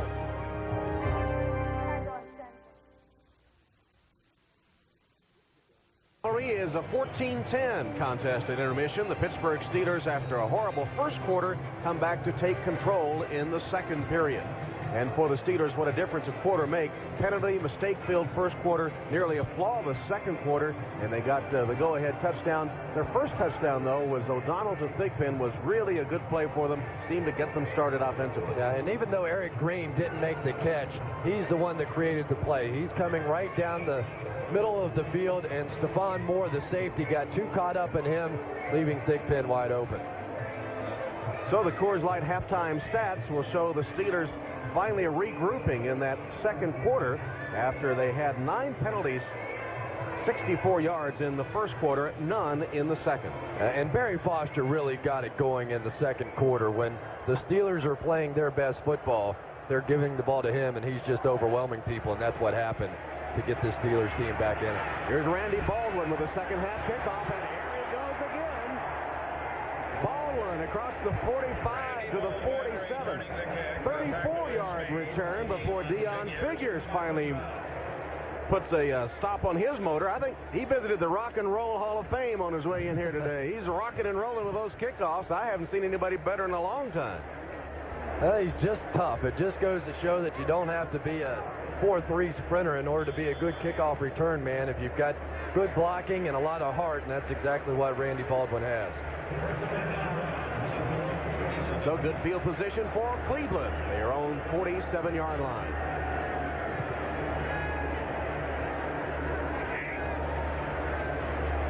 Testaverde sends Metcalf in motion and retreats to pass.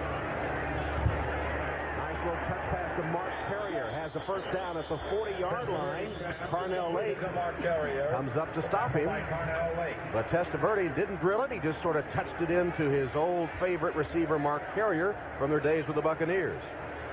And really, this is exactly the way the Browns started the first half. They came out throwing the ball on first down. Remember that touchdown drive? They threw 4 straight passes, so maybe that's the decision that was made at halftime. These wide receivers feeling like they can go one-on-one with the defensive backfield of the Steelers. The Steelers have the reputation, anyway, of being one of the best secondaries in football. Belied by their performance against the Cowboys. Metcalf can't turn the corner. Stopped after a gain of a couple of yards by Carnell Lake. You know, it's interesting in that game against the Cowboys, the Steelers defensive backs and coaches really felt like that they were in great position, that they were, had their guy covered. They were in good position to make plays, and Troy Aikman just simply made some incredible... As the former Cleveland player, Bill Cowher, the coach of the Steelers, they called him Face in his days with the Browns. That chiseled jaw face. I think Joel Steed a little frustrated in dealing with Steve Everett, trying to get that quick jump off the ball. You never know with Steve Everett. He might be doing a little hand fletching or something to get Steve to jump offside. Encroachment, 93 defense. 5 yards, repeat second down. And an ominous sign for the Steelers because this is the way they began the game. Really, Joel Steed played so well last year. It allowed the Steelers to move Gerald Williams to a defensive end position and really give them a lot of depth on this defensive line. No question about it, though. Donald Evans was their best player, and now he's with the Jets. 2nd and 3 Browns from the 32 of Pittsburgh. Steelers lead at 14-10, opening minutes of the third quarter. Both sides jumping, and we'll see what happens. I know Walter Reeves, the tight end, made a move, but so did the defense. False start prior to the snap, 89 offense, 5 yards, repeat second down. Is called on Walter Reeves. Well, you expect this kind of play maybe in the first week of the season, but not in week 2.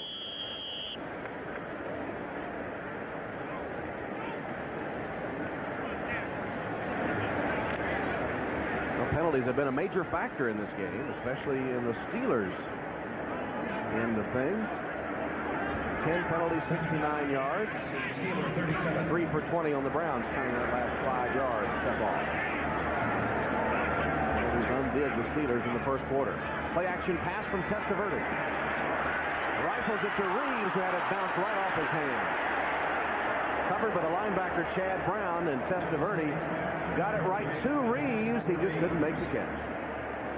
Boy, file that one if you're Steve Crosby, the offensive coordinator, because Walter Reeves was wide open all the way down the field. I thought Vinny took a little too long to get the ball in. It allowed Chad Brown to get back into the play a little bit, forced Vinny to throw it away from him, but Walter Reeves had no one close to him for about 10 yards down the field. They may come right back to it. He's had the touchdown catch in the game, but hands of stone on that one.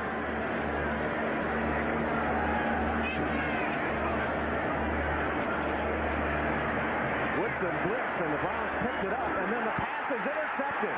Great move by Darren Perry. He played Mark Carrier perfectly, broke on the football to pick it off. Things started well for the Browns as Woodson blitzed, and they picked him up. But Perry, stalking all the way, picks it off and returns it 10 yards. Third turnover of the day by the Cleveland Browns. Steelers will have it when we come back.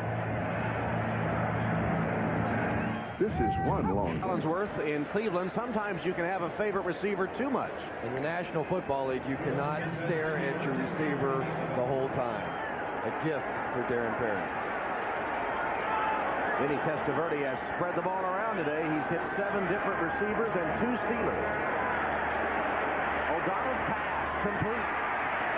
John L. Williams, the fullback, for a gain of 9 before he's tracked down by Carl Banks. John L. Williams is just a sensational wide receiver. He is, I say wide receiver, he's got enough to be a wide receiver, a running back. 471 career receptions coming in here. He's second only to Marcus Allen among active running backs out of the University of Florida, where he was a gifted receiver there as well. You had to get that in, I suppose. Just a little quick plug. Spent 8 years with the Seahawks, did John L., and twice went to the Pro Bowl. Has over 8,700 total yards in his 9-year career. In fact, he was 3 times the leading receiver for the Seahawks. That's exactly what I was going to say. Came up about a foot short. Less than that. I saw him throw a great block, too, earlier in this ball game, so he's made a nice little compliment. You notice he's wearing number 22, though. He's worn number 32 throughout his career. Of course, Franco Harris had that number, and they were not going to just hand him number 32. It's not officially retired, but they do their best to keep that one in mothballs. And John L. replacing Merrill Hodge, who took his act to Chicago. Second down and just a few inches for the Steelers, with the ball spotted at their own 46-yard line. 12 minutes left in the third quarter, and the Steelers leading 14-10. Barry Foster to midfield and across for the Steeler first down. Rob Burnett tackling Big Barry Foster. I talked about at the beginning of the show the battle between Dermontti Dawson and Michael Dean Perry. Well, apparently Dermontti Dawson is winning that battle. I don't think you've called Michael Dean Perry's name yet. Correct. Dawson, the Pro Bowl center from Kentucky.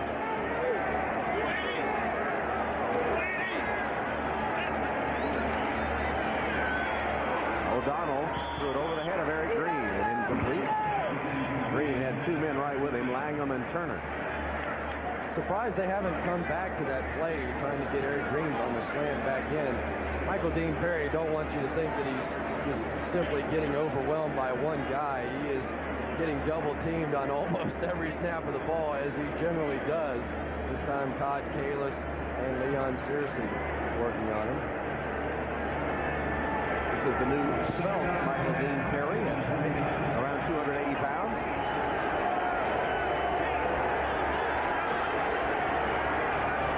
O'Donnell on the slant completes to Johnson, and Langham wraps him up. The battle of the 2 rookies, Charles Johnson from Colorado, Antonio Langham from Alabama, 2 first-round choices. Well, now Nick Saban trying to do some things defensively to free up Michael Dean Perry. They're working the slant, send Michael Dean inside, bring the tackle back around outside. They're not winning the battle just straight up. Steelers with a 3rd and 2 from the Cleveland 41. Foster stopped. Rob Burnett and the rest of that defensive line making it tough on Barry Foster and stopping him short of the first down. Huge decision now for Bill Cowher. On the 40-yard line, obviously outside of field goal range. Very an easy decision for Bill Cowher. Sends the second tight end, Jonathan Hayes, onto the field, and will go for it. 4th down and about a yard and a half.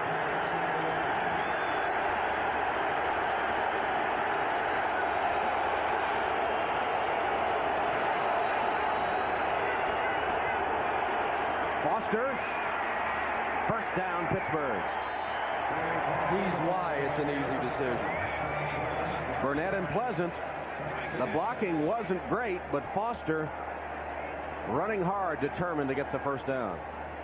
Ramani Dawson just simply taking his man and driving him a couple yards back, and that's the difference. Tomorrow in the newspaper, you'll read Barry Foster's name, but watch number 63, Dermani Dawson, working against James Jones. That's where the first down happened.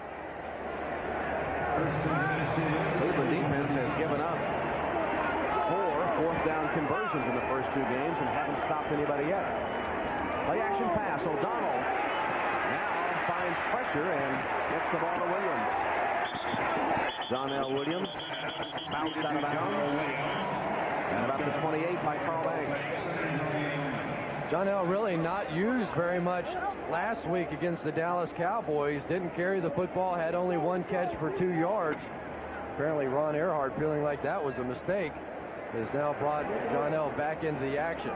5th all-time among running backs in receptions, coming into the game with 472. Sort of a running battle with Marcus Allen for active players.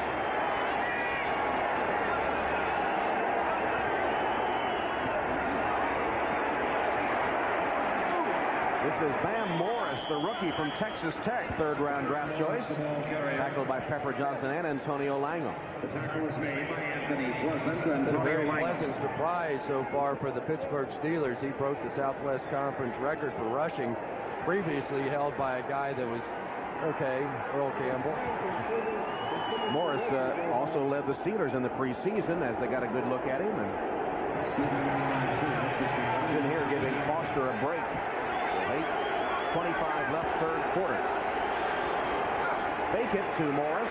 O'Donnell being chased by Michael Dean. Got away. Running to the 10 and out of bounds. Banks was tracking him, but O'Donnell, not known for his fleetness of foot, rambles for 12 yards. Will O'Donnell doing his best Ben Gazzara and running for his life and actually turning it into a positive play. He's getting used to being chased early this season and wisely packs it in out of bounds. Carried 4 times for 15 yards. It's a first down for the Steelers. Spot the ball at the Cleveland 11. Pittsburgh trying to add to a 14-10 lead.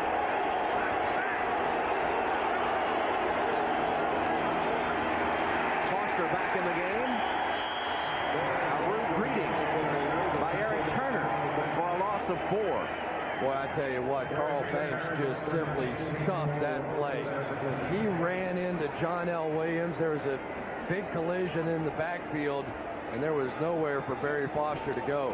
Carl Banks may not be the best pass defender in the league right now, but against the running game, certainly very strong. Just tied up the whole staff. Spent 9 years with the Giants, a year with Washington, was NFC Defensive Player of the Year in 1989. On the 11th play of the drive, O'Donnell has plenty of time and throws it away. Everyone was covered. There's a flag down.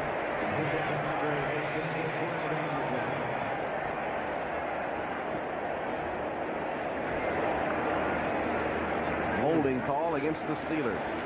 Well, I tell you, that's a tough call because now what was a relatively easy field goal for Gary Anderson.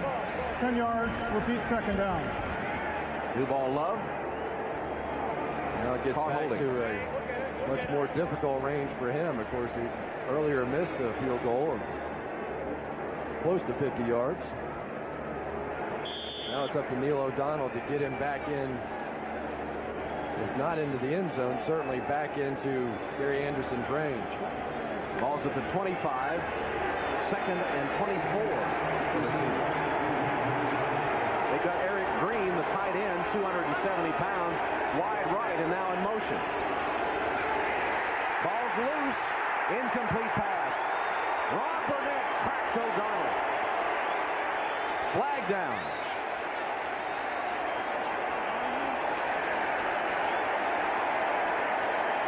Could be intentional grounding because O'Donnell was not outside the tight end. Not a receiver in sight either. And not a great play by Neil O'Donnell. Intentional grounding. 14 offense. Ball is placed at the spot of the foul because it's more than 10 yards behind the line of scrimmage. Loss of down, 4th down. Don't know what happened to the protection, but no one picked up Frank Stans. Barry Foster stepped up looking for the inside linebacker. I think that one was left to Neil O'Donnell to read it high. Here comes the dog pound. 3rd and 34.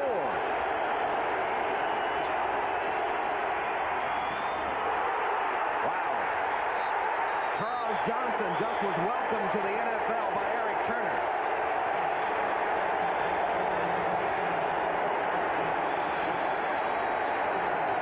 And Johnson is still down. And maybe out. Wow. What a hit by Eric Turner. This is why NFL receivers don't like running slant patterns. You speak from experience? Wow. Oh. Wow. I mean, I've seen some big hits, but that one ranks among the very toughest. We'll be back. Welcome back to Cleveland, where Eric Turner just leveled Charles Johnson, the Pittsburgh wide receiver. And now on 4th down, Mark Royals will once again try to keep the ball out of the hands of Eric Metcalf.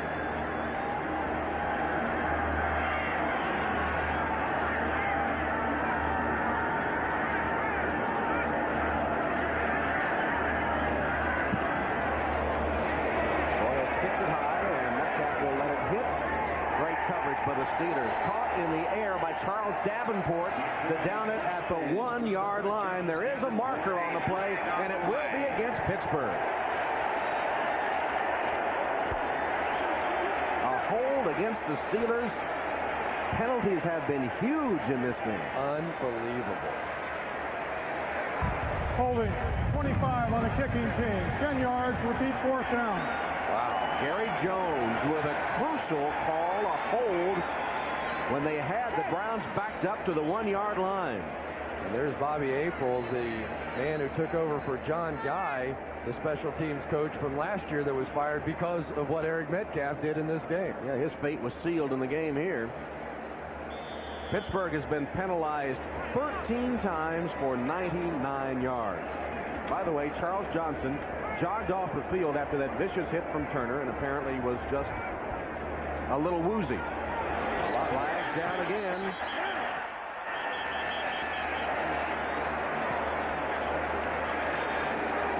Browns might have been offside that time. I'm not sure.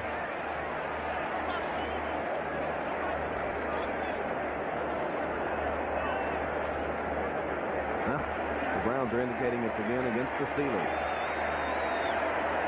False start prior to the snap, 51 and 94 offense. False start 5 yards called against the Steelers. I think the Steelers missed their wake-up call this morning. It's feast or famine for them.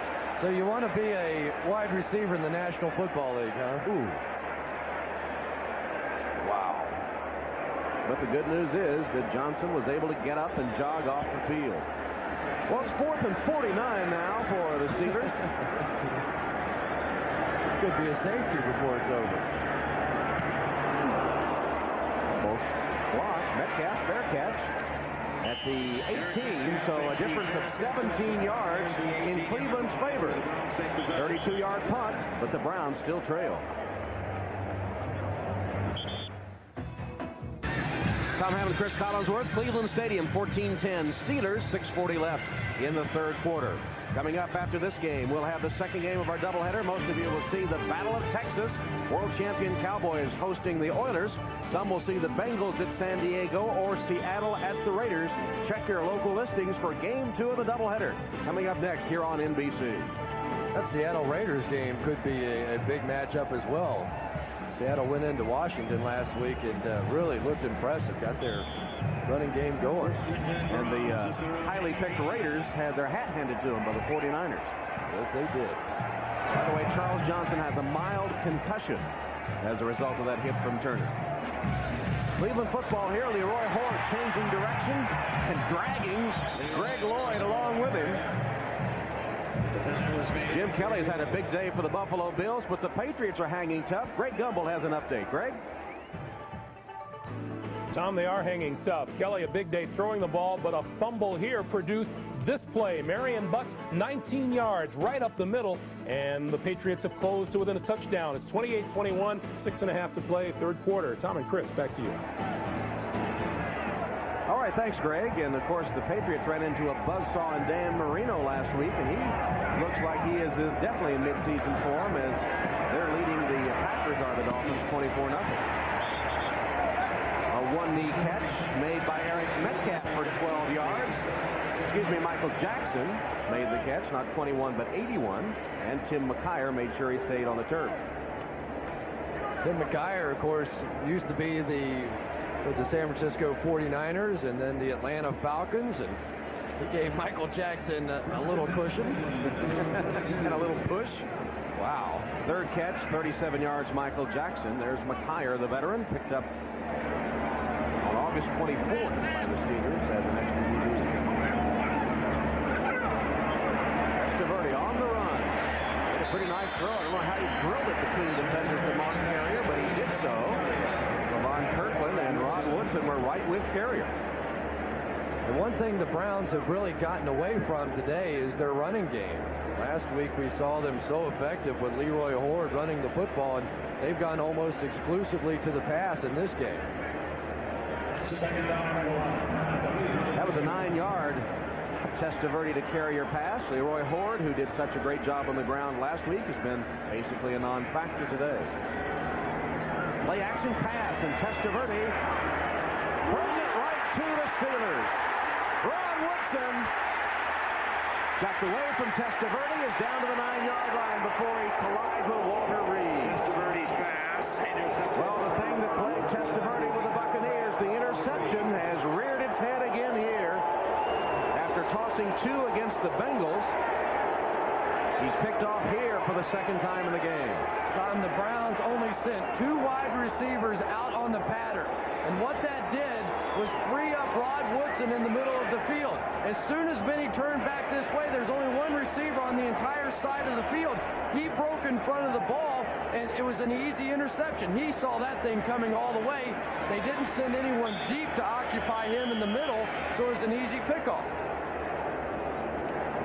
You want to go out there and use the good pass protection, block with as many people as possible, but when you only send 2 out, it frees up guys like Rod Woodson to make plays.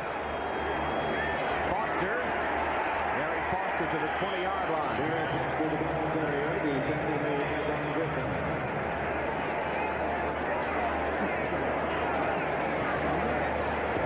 Rod Woodson, when he gets opportunities like that, he takes full advantage. It's amazing that Vinny Testaverde was able to keep him out of the end zone, slowed him down just long enough for a few of his teammates to show up. That's the 29th career interception for Woodson and almost his 7th TD.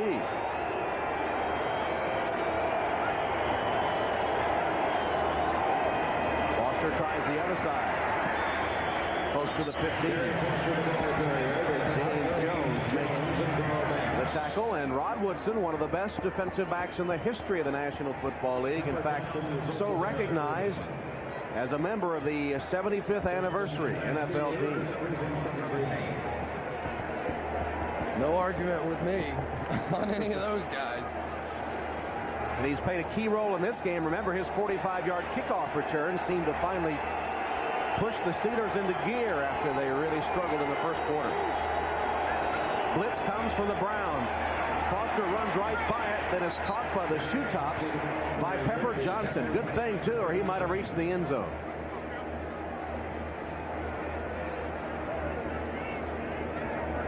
Pepper Johnson stepping up and making really a touchdown-saving tackle. They came on the blitz, and Barry Foster was able to step around that. It looked like there was a big hole opening up. Pepper Johnson still showing he has those quick feet. 2nd and 10 from the Cleveland 17. Steelers up 14-10.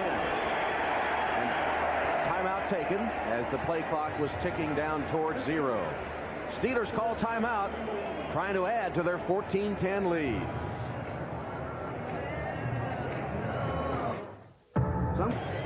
Pressure now on defensive coordinator Nick Saban of the Cleveland Browns and head coach Bill Belichick.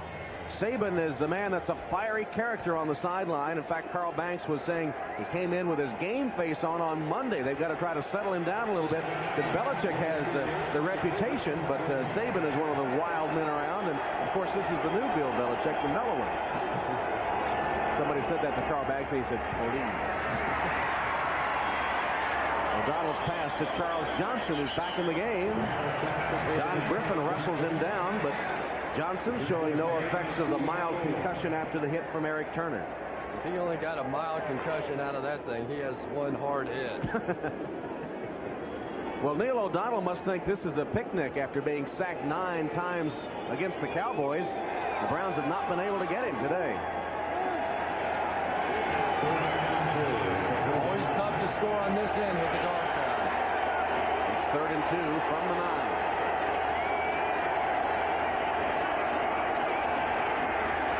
Swing it to Foster. Foster one-on-one, takes it down to the 5-yard line, and the Steelers first down. Foster and Eric Turner went one-on-one. Remember what Turner had done to Johnson, but he doesn't have as good a luck with the 218-pound Foster. Just wrestles him down. Yeah, but Tom, this is a good open field tackle. Eric Turner out there all by himself and sticks his helmet right in and brings down the big Barry Foster. Gives his defense another chance. And also sort of quieted down the boys in the pound. Spot the ball just inside the 5. 1st and goal, Steelers. They lead 14-10. A minute 14 remaining 3rd quarter. Foster hit in the backfield and dragged down by Eric Turner.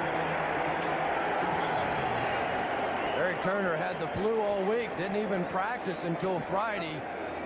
He truly is, if not the best safety in the AFC, one of the best. Look, he comes on the safety blitz. Great call that time by Nick Saban. Sending him on the safety blitz, and that was not a pass blitz. That was a run blitz. They're out there doing everything they can. Eric Turner looks like he's exhausted. Hopefully maybe still having some impact on him. 2nd and goal now from the 6. Foster to the 4, where he's slammed down by Pepper Johnson. Pepper Johnson just once again coming up with a big play in the clutch. And this dog pound now is going to be out of control. And the Steelers will let the quarter expire and go to the other end, away from the pound. And they can't get there quickly enough. They're already headed in that direction. That's the end of the 3rd quarter. Steelers are threatening.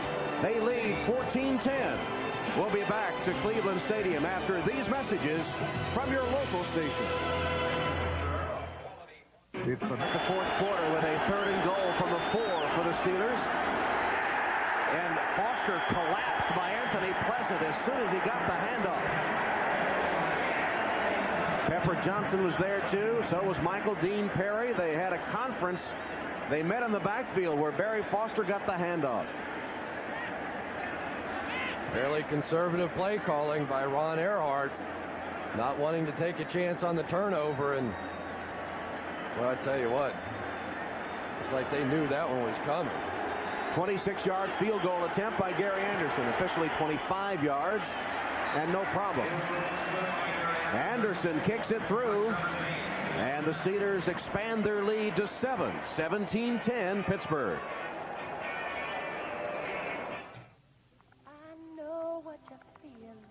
It's the world's most advanced long-distance network, AT&T. Yet today, something remarkable is happening. A breakthrough from AT&T Bell Labs in digital voice reproduction called AT&T True Voice. Soon, everyone with AT&T will enjoy sound quality more lifelike than was ever possible before. So your voice sounds clearer, warmer, closer to the real you. Rod Woodson had the interception of Testaverde that sets up the Pittsburgh field goal, and they're now ahead 17-10. So, Tom, that was a good defensive stand by the Browns. That's 2 straight times now the Steelers have had it inside the 20-yard line and only come away with 3 points. Very much still in the ball game. Looking out on the field, there are a lot of pigeons out there on the field that they can't get rid of. Sick Eric Turner on them. Either that or the guy that was in the background there, Jim Brown, maybe find him a helmet. Well, it's been a while since the Browns have gotten anything done. Blank through the 3rd quarter. But here's a man that can get them rolling, Randy Baldwin. He's been sensational in kickoff returns in the first 2 games of the season. Anderson is ready to kick it. Kick it away from Randy Baldwin. That makes sense. Brian Kinchin to the 39-yard line. Tackle made by Reggie Clark. 14-yard return. Let's get another update now on the Patriots and the Bills with Greg Gumbel. All right, Tom, Buffalo trying to protect the 7-point lead at Foxborough, and almost big trouble here. Jim Kelly and Kenneth Davis collide. The Bills do recover the fumble. They're just about to start the 4th quarter. Buffalo clinging to a 1-touchdown lead. Tom and Chris. All right, Greg, 17-10 here. The Steelers upping their lead on that last field goal, and we have 14-16 left in the game, just the start of the 4th quarter. Cleveland heavily weighted toward the passing attack today, but Testaverde's been picked off twice. Incomplete pass. Reeves, the intended receiver. Kirkland defending on the play. In fact, Testaverde's been picked off 3 times in the game, 5 times on the season. And the Steelers now playing the pass all the way. They appear to be confident that they can shut down this running attack. Leroy Horde checks back in the game. Let's see if they put him in the I formation, maybe try and pop some kind of a draw. Horde and Vardell behind Testaverde.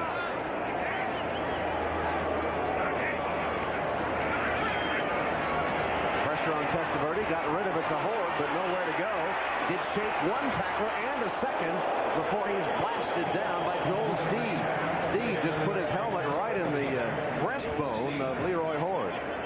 Well, this is definitely blue-collar football between these 2 teams, and Leroy Horde was so proud that he shook that 1 tackle. Unfortunately, Joel Steed, the nose guard, got a chance to do a little open field imitation of Eric Turner at the end of it. Right in the breadbasket, he got it. Looks like Horde's feeling the effects of it, too. He's not on the knees, on his tailbone. It's 3rd and 11. Metcalf is in motion. Testaverde under pressure, ducked under 1 man, and threw a pass, knocked down, incomplete. And now flag just very late on Tim McKyer. Mark Carrier was the intended receiver. And interference, but that was really a late call. I thought it was the correct call, though, Tom. Did you see Rod Woodson on the corner blitz? Like Michael Jordan. 24 defense. Testaverde just ducked under him. McKyer called for the interference. Rod Woodson going for the pump.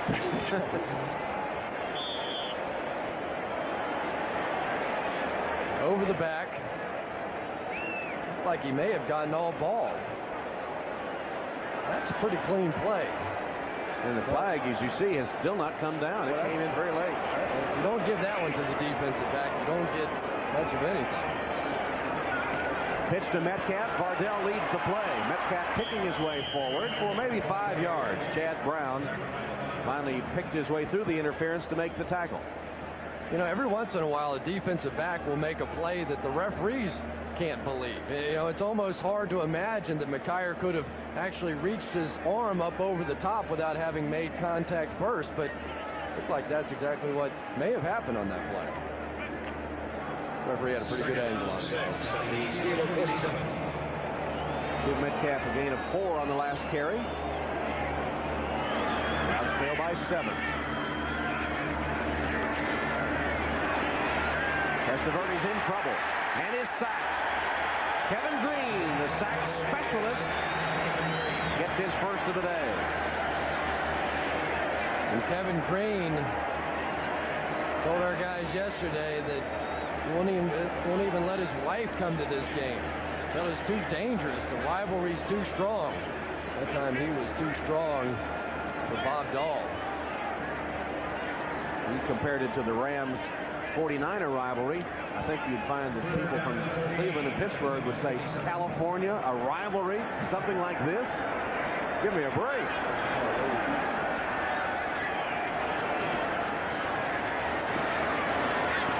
Testaverde again runs for his life from Green and throws it away. Boy, I tell you what, that was great coverage that time by Tim McKyer down the field, working against the rookie Derek Alexander. And Kevin Green now starting to feel his oats as well, but Derek Alexander put everything that he knew from his college days at Michigan on Tim McKyer. Tim McKyer's seen it all. Tom Tupa. We talked about the dangerous returner Eric Metcalf, and of course Woodson, equally adept at returning punts. This punt sailing, bouncing at the 2, and took a backwards bounce. He had the reverse English on it, and they'll down it inside the 5. Randy Baldwin, he's everywhere. He was down there to down it after 49 yards.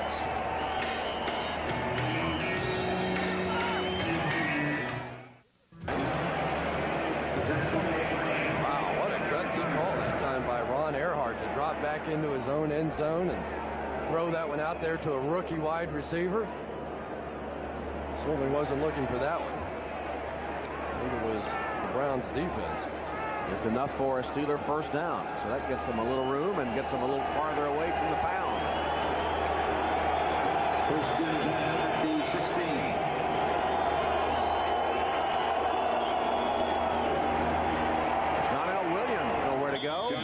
The ball carrier cuts up for a couple of yard gain. The tackle by James Jones was the man that collared John L. And the further this game goes along, there's more and more pressure on Nick Saban, the defensive coordinator, to start bringing some heat.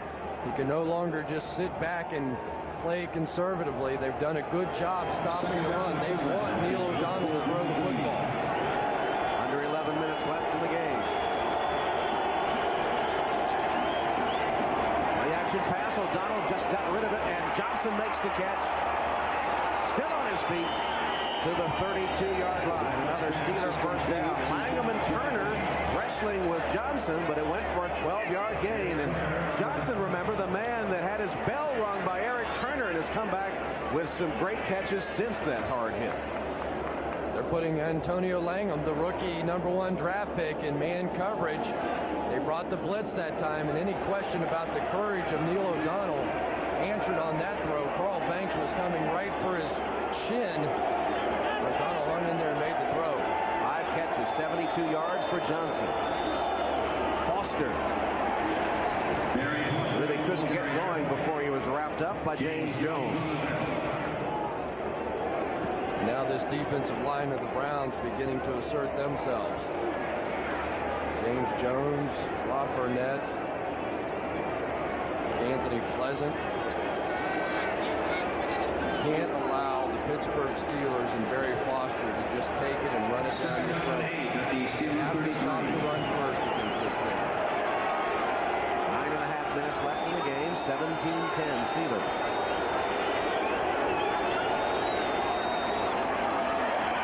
O'Donnell stands in the pocket, threw it in traffic, It's incomplete. Eric Green and Charles Johnson were right together.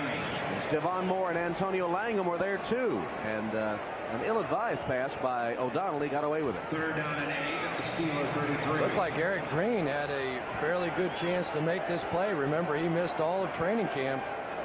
O'Donnell thought he should have had it. Eric Green, not a very happy guy with $1.4 million.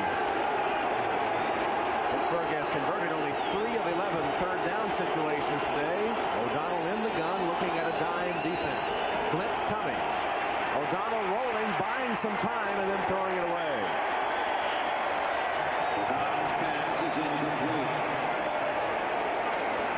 Well, give credit to this Browns defense. They've done their job. Keep giving the ball back to Vinny Testaverde in the offense. Offensively, though, they have been inept since that first quarter. Last week against Cincinnati, the Browns defense got a little tired late in the game. In fact, were outplayed by the Bengals in the latter stage of that contest, though they hung on to win 28-20. Big defensive stop here, and now Metcalf will try to take the punt from Royals. It's a short punt, which bounces and will be down by the Steelers at about the 29-yard line. 38-yard punt. Browns get another chance to get a tying score when we come back. Classic Taste by MCI, the company that brings you proof positive. By Allied Signals Fram Filters, you can pay a little now or a lot later. And by Chevrolet, the cars and trucks 36 million people depend on every day. Genuine Chevrolet. Beautiful afternoon on the shores of Lake Erie. Cloudless sky and one of the great settings for professional football, Cleveland Stadium. Now the pressure on Vinny Testaverde. Metcalf on the sweep. Makes a cut up for a gain of 4 or 5 yards to the 35-yard line. Well, that Buffalo-New England game continues to be a wild one. What's happened now, Greg Gumbel? Tom and Chris, take a look at Foxborough. Mickey Washington and Bruce Smith meet at the quarterback. Bledsoe coughs it up. It lays there until Mike Lodich jumps on it. With the extra point, Buffalo's lead is now 35-21 in the fourth quarter. Guys, back to you. All right, Greg. We have 8.5 left here. 17-10 Steelers. The Browns with a 2nd and 6. And again, they go to Eric Metcalf. Excuse me, it was Randy Baldwin. Looked like Metcalf the way he was dodging and darting. And Levon Kirkland had none of it. Made sure Baldwin was taken down in a hurry after a minimal gain. And the Browns coming out and trying to establish a running game, something they really haven't been able to do all day.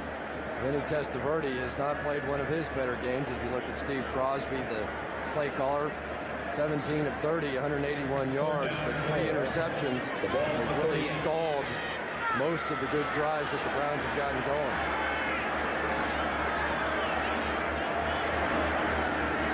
Metcalf in motion. Testaverde has a man wide open at midfield. Catch made by Carrier. Hit by Carnell Lake, but it went for 13 yards, and the Browns have a first down. Sometimes when things start going astray, you come back to your comfort feeling. And for Vinny Testaverde, that's Mark Carrier. He's been playing with him for so many years now, knows exactly how he's going to run his routes. He's down there working against the safety in Carnell Lake. That's a good matchup for the Browns. Baldwin back in for Cleveland on this first down play.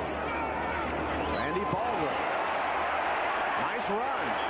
He has 11 yards and another Cleveland first down. Darren Perry dragged him down. Randy Baldwin has been a pleasant surprise in the first 2 games of the season for the Cleveland Browns. And I really like the play calling now by Steve Crosby. They had gotten so far away from their running game that the Steelers had begun to fall back a little bit, focus on their pass rush, focus on their linebacker drops, and now all of a sudden Crosby back to pounding it at them. 6:40 and counting. Baldwin trying to dance to the outside is taken for a loss of 1 at the 40 by Jeff Scanina. Scanina, the reserve nose tackle in his second year from Purdue. He was Big Ten Defensive Player of the Year back in 1992. Remember, we did that college game, went to Purdue and Purdue's not the biggest football team. They don't look like Michigan coming out of the locker room, and then all of a sudden here comes big Jeff Scanina. It was a difference. Tree trunks for legs, as I recall. Arms standing. 2nd and 11. Carriers in motion. Fake it to Baldwin. Testaverde then passes it to Baldwin, who promptly drops it at the 40.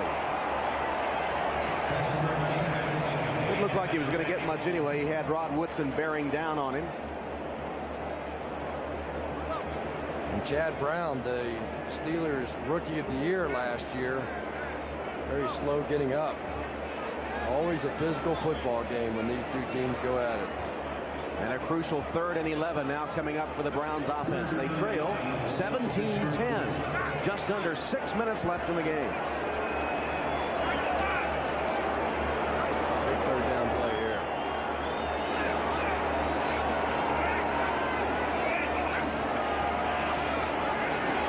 Testaverde has protection.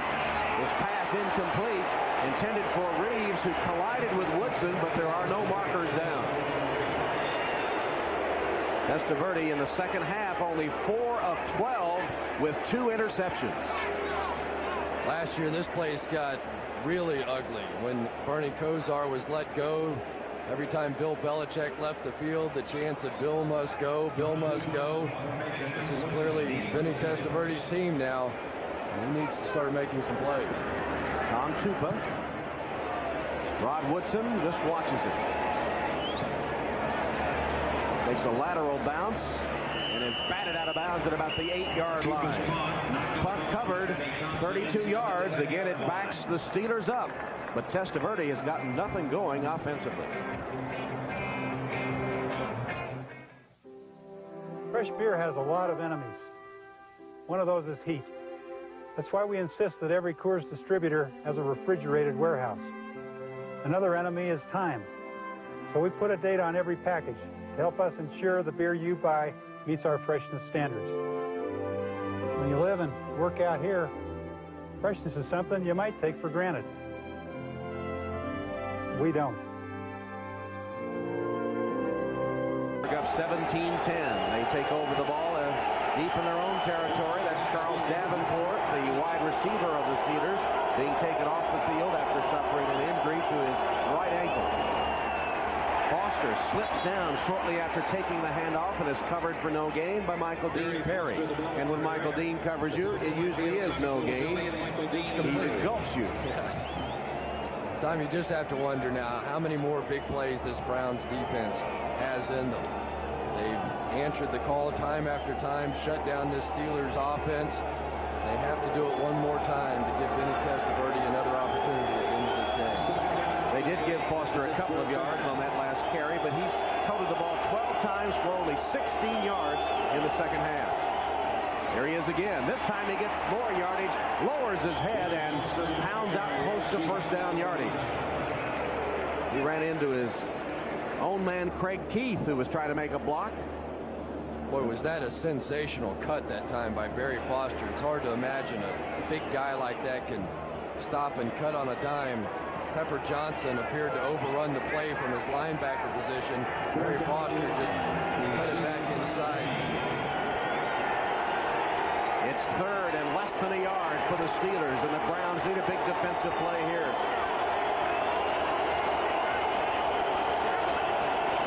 Foster. It'll be close.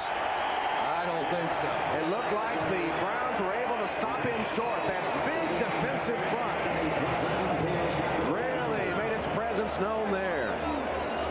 What great courage shown by this Browns defense. Look at him. Yes, sir. Nick Saban, you have a right to be proud.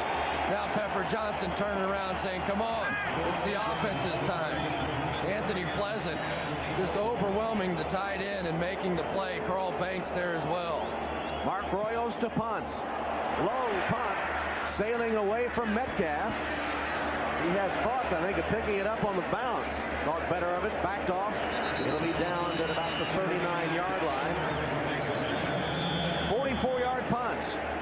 Browns one last gasp effort with 3:39 left.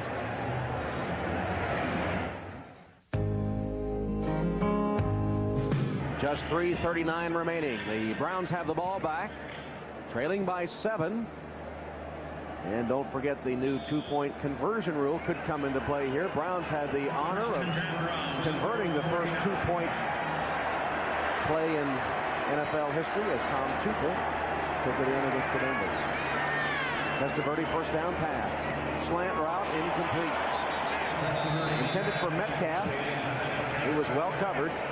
Chad Brown, the linebacker, was there to hit him hard. And Darren Perry may have planted a few footsteps in the brain of Eric Metcalf. He was flying up for the big hit. And Eric able to duck underneath him. Testaverde looks over the defense on 2nd and 10. He's at his own 39, trailing by 7.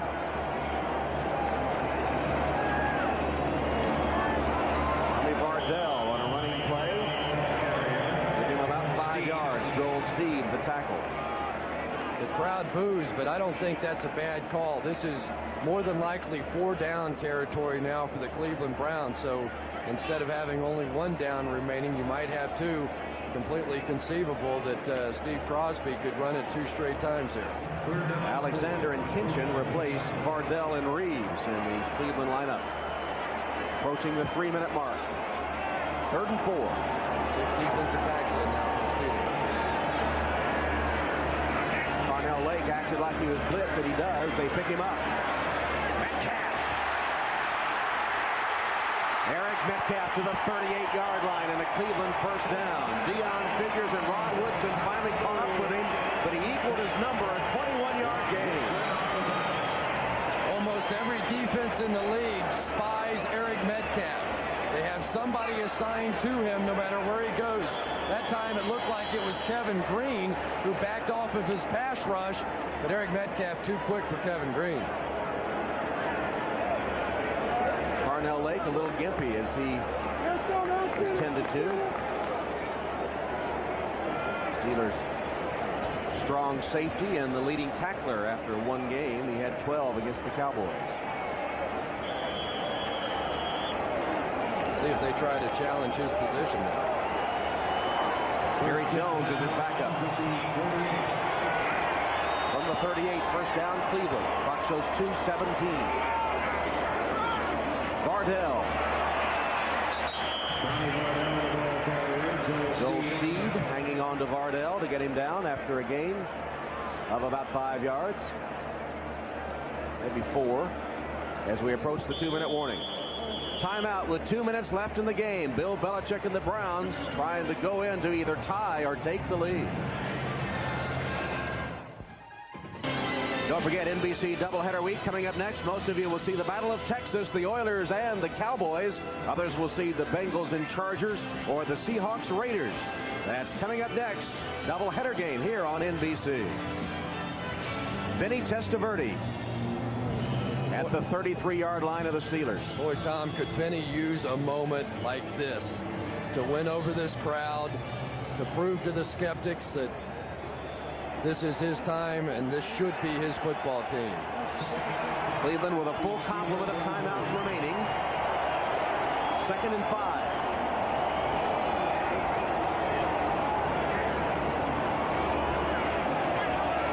Flags are down. Testaverde for the end zone and Carrier for the touchdown. Penalty markers all over the field, and the touchdown could be wiped out. Hold against the Browns. Art Modell in agony as the touchdown is wiped out.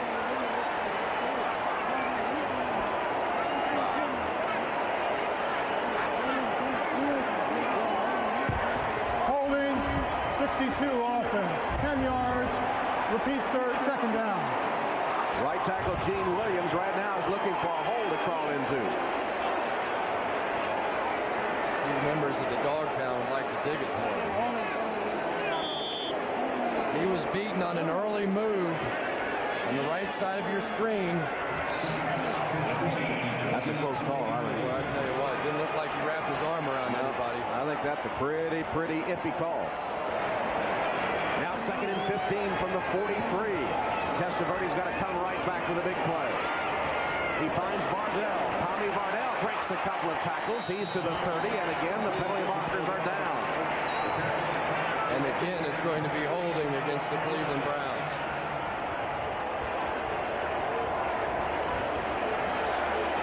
In the first quarter, the penalties undid the Steelers as they try to get started. They're the undoing of the Browns here with a chance to tie or go ahead. 10 yards, repeat second down.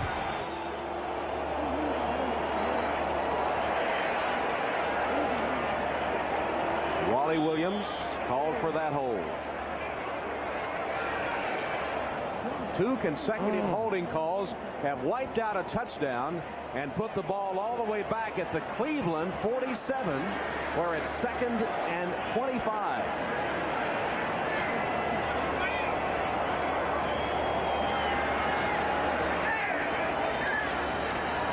Draw play, Metcalf broke 2 tackles to the 44-yard line. Taken down there by Gary Jones. Clock continues to tick inside 1:35.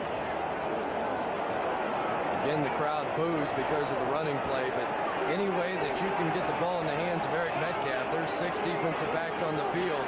He has a lot of room to run inside. 3rd and 16. Shifter formation, put Pinson in the slot. He's there to block for Testaverde. Now he goes for the end zone. Passes over the head of Derek Alexander. It'll bring up 4th down with 1:07 left. Derek Alexander had a step on Dion Figures. They ran the stop and go down the sideline, and Vinny Testaverde simply threw it too far. It's a tough pass to try and time out, though, because you're so used to throwing those streak patterns to wide receivers that have built up 45 or 50 yards of momentum, and the receiver just simply is not as fast after that stop and go move. More often than not, you'll see that ball overthrown. Here's the ball game. 4th and 16.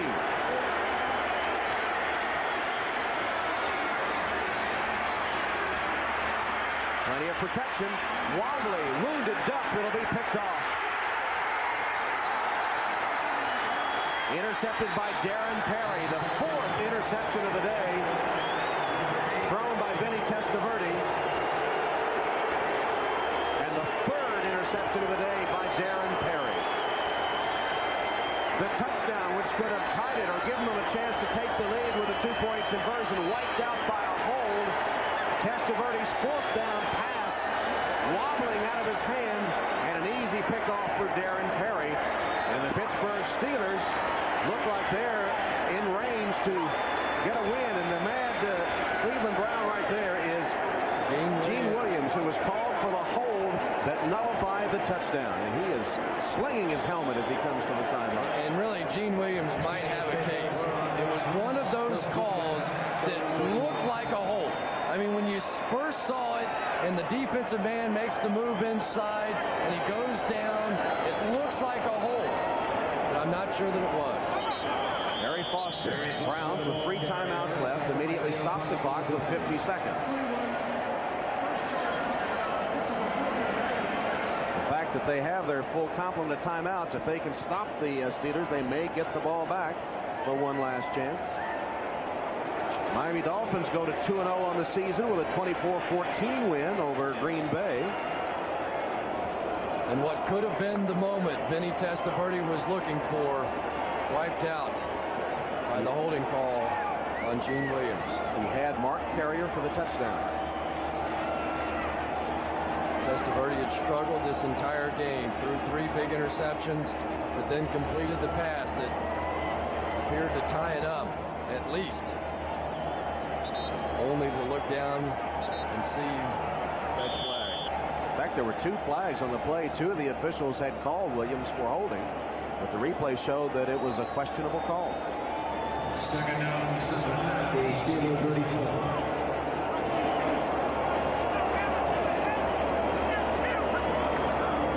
Foster again. Once again stopped. Very little game at the 35. Brown stops the clock with 44 seconds left. All right, well, now it's it's time for the Cleveland Browns to collect themselves. They have to assume that they're going to get the football back now. Won't have any timeouts and probably will have to end up going about 80 yards in 30 seconds to do it. And one thing you can count on is that the Pittsburgh Steelers will not punt the football to Eric Metcalf. John Betchkel, Jeff Fenner, David Clancy helping us in the booth today. We appreciate their help. And a tight Steeler-Browns game as always, and always full of controversial plays. Today, no exception. Bill Cowher knew that he had to come in there and get this win today. Could not afford to let the Browns jump out to a 2-game lead this early. And Steeler wins at Cleveland Stadium, rare indeed. They have lost 11 of their last 12. Barry Foster. Second effort might have gotten him a first down. That could be the game. Barry Foster raises his hands in triumph, and Cowher answers back.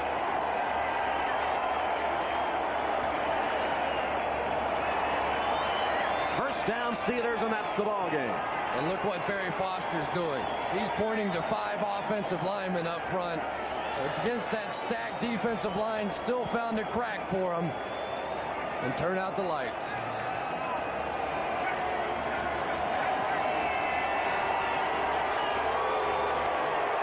After a horrendous opening quarter, after 14 penalties in the game, the Pittsburgh Steelers have somehow survived with the help of a holding call on a would-be Cleveland touchdown in the last minute of the game. Gene Williams still arguing his point. Gene Williams called for the hold but nullified the touchdown. Pittsburgh wins 17-10. Don't forget, game 2 of the doubleheader coming up next. For Cris Collinsworth, this is Tom Hammond saying so long from Cleveland. Watching NBC Sports in our 30th year with the NFL.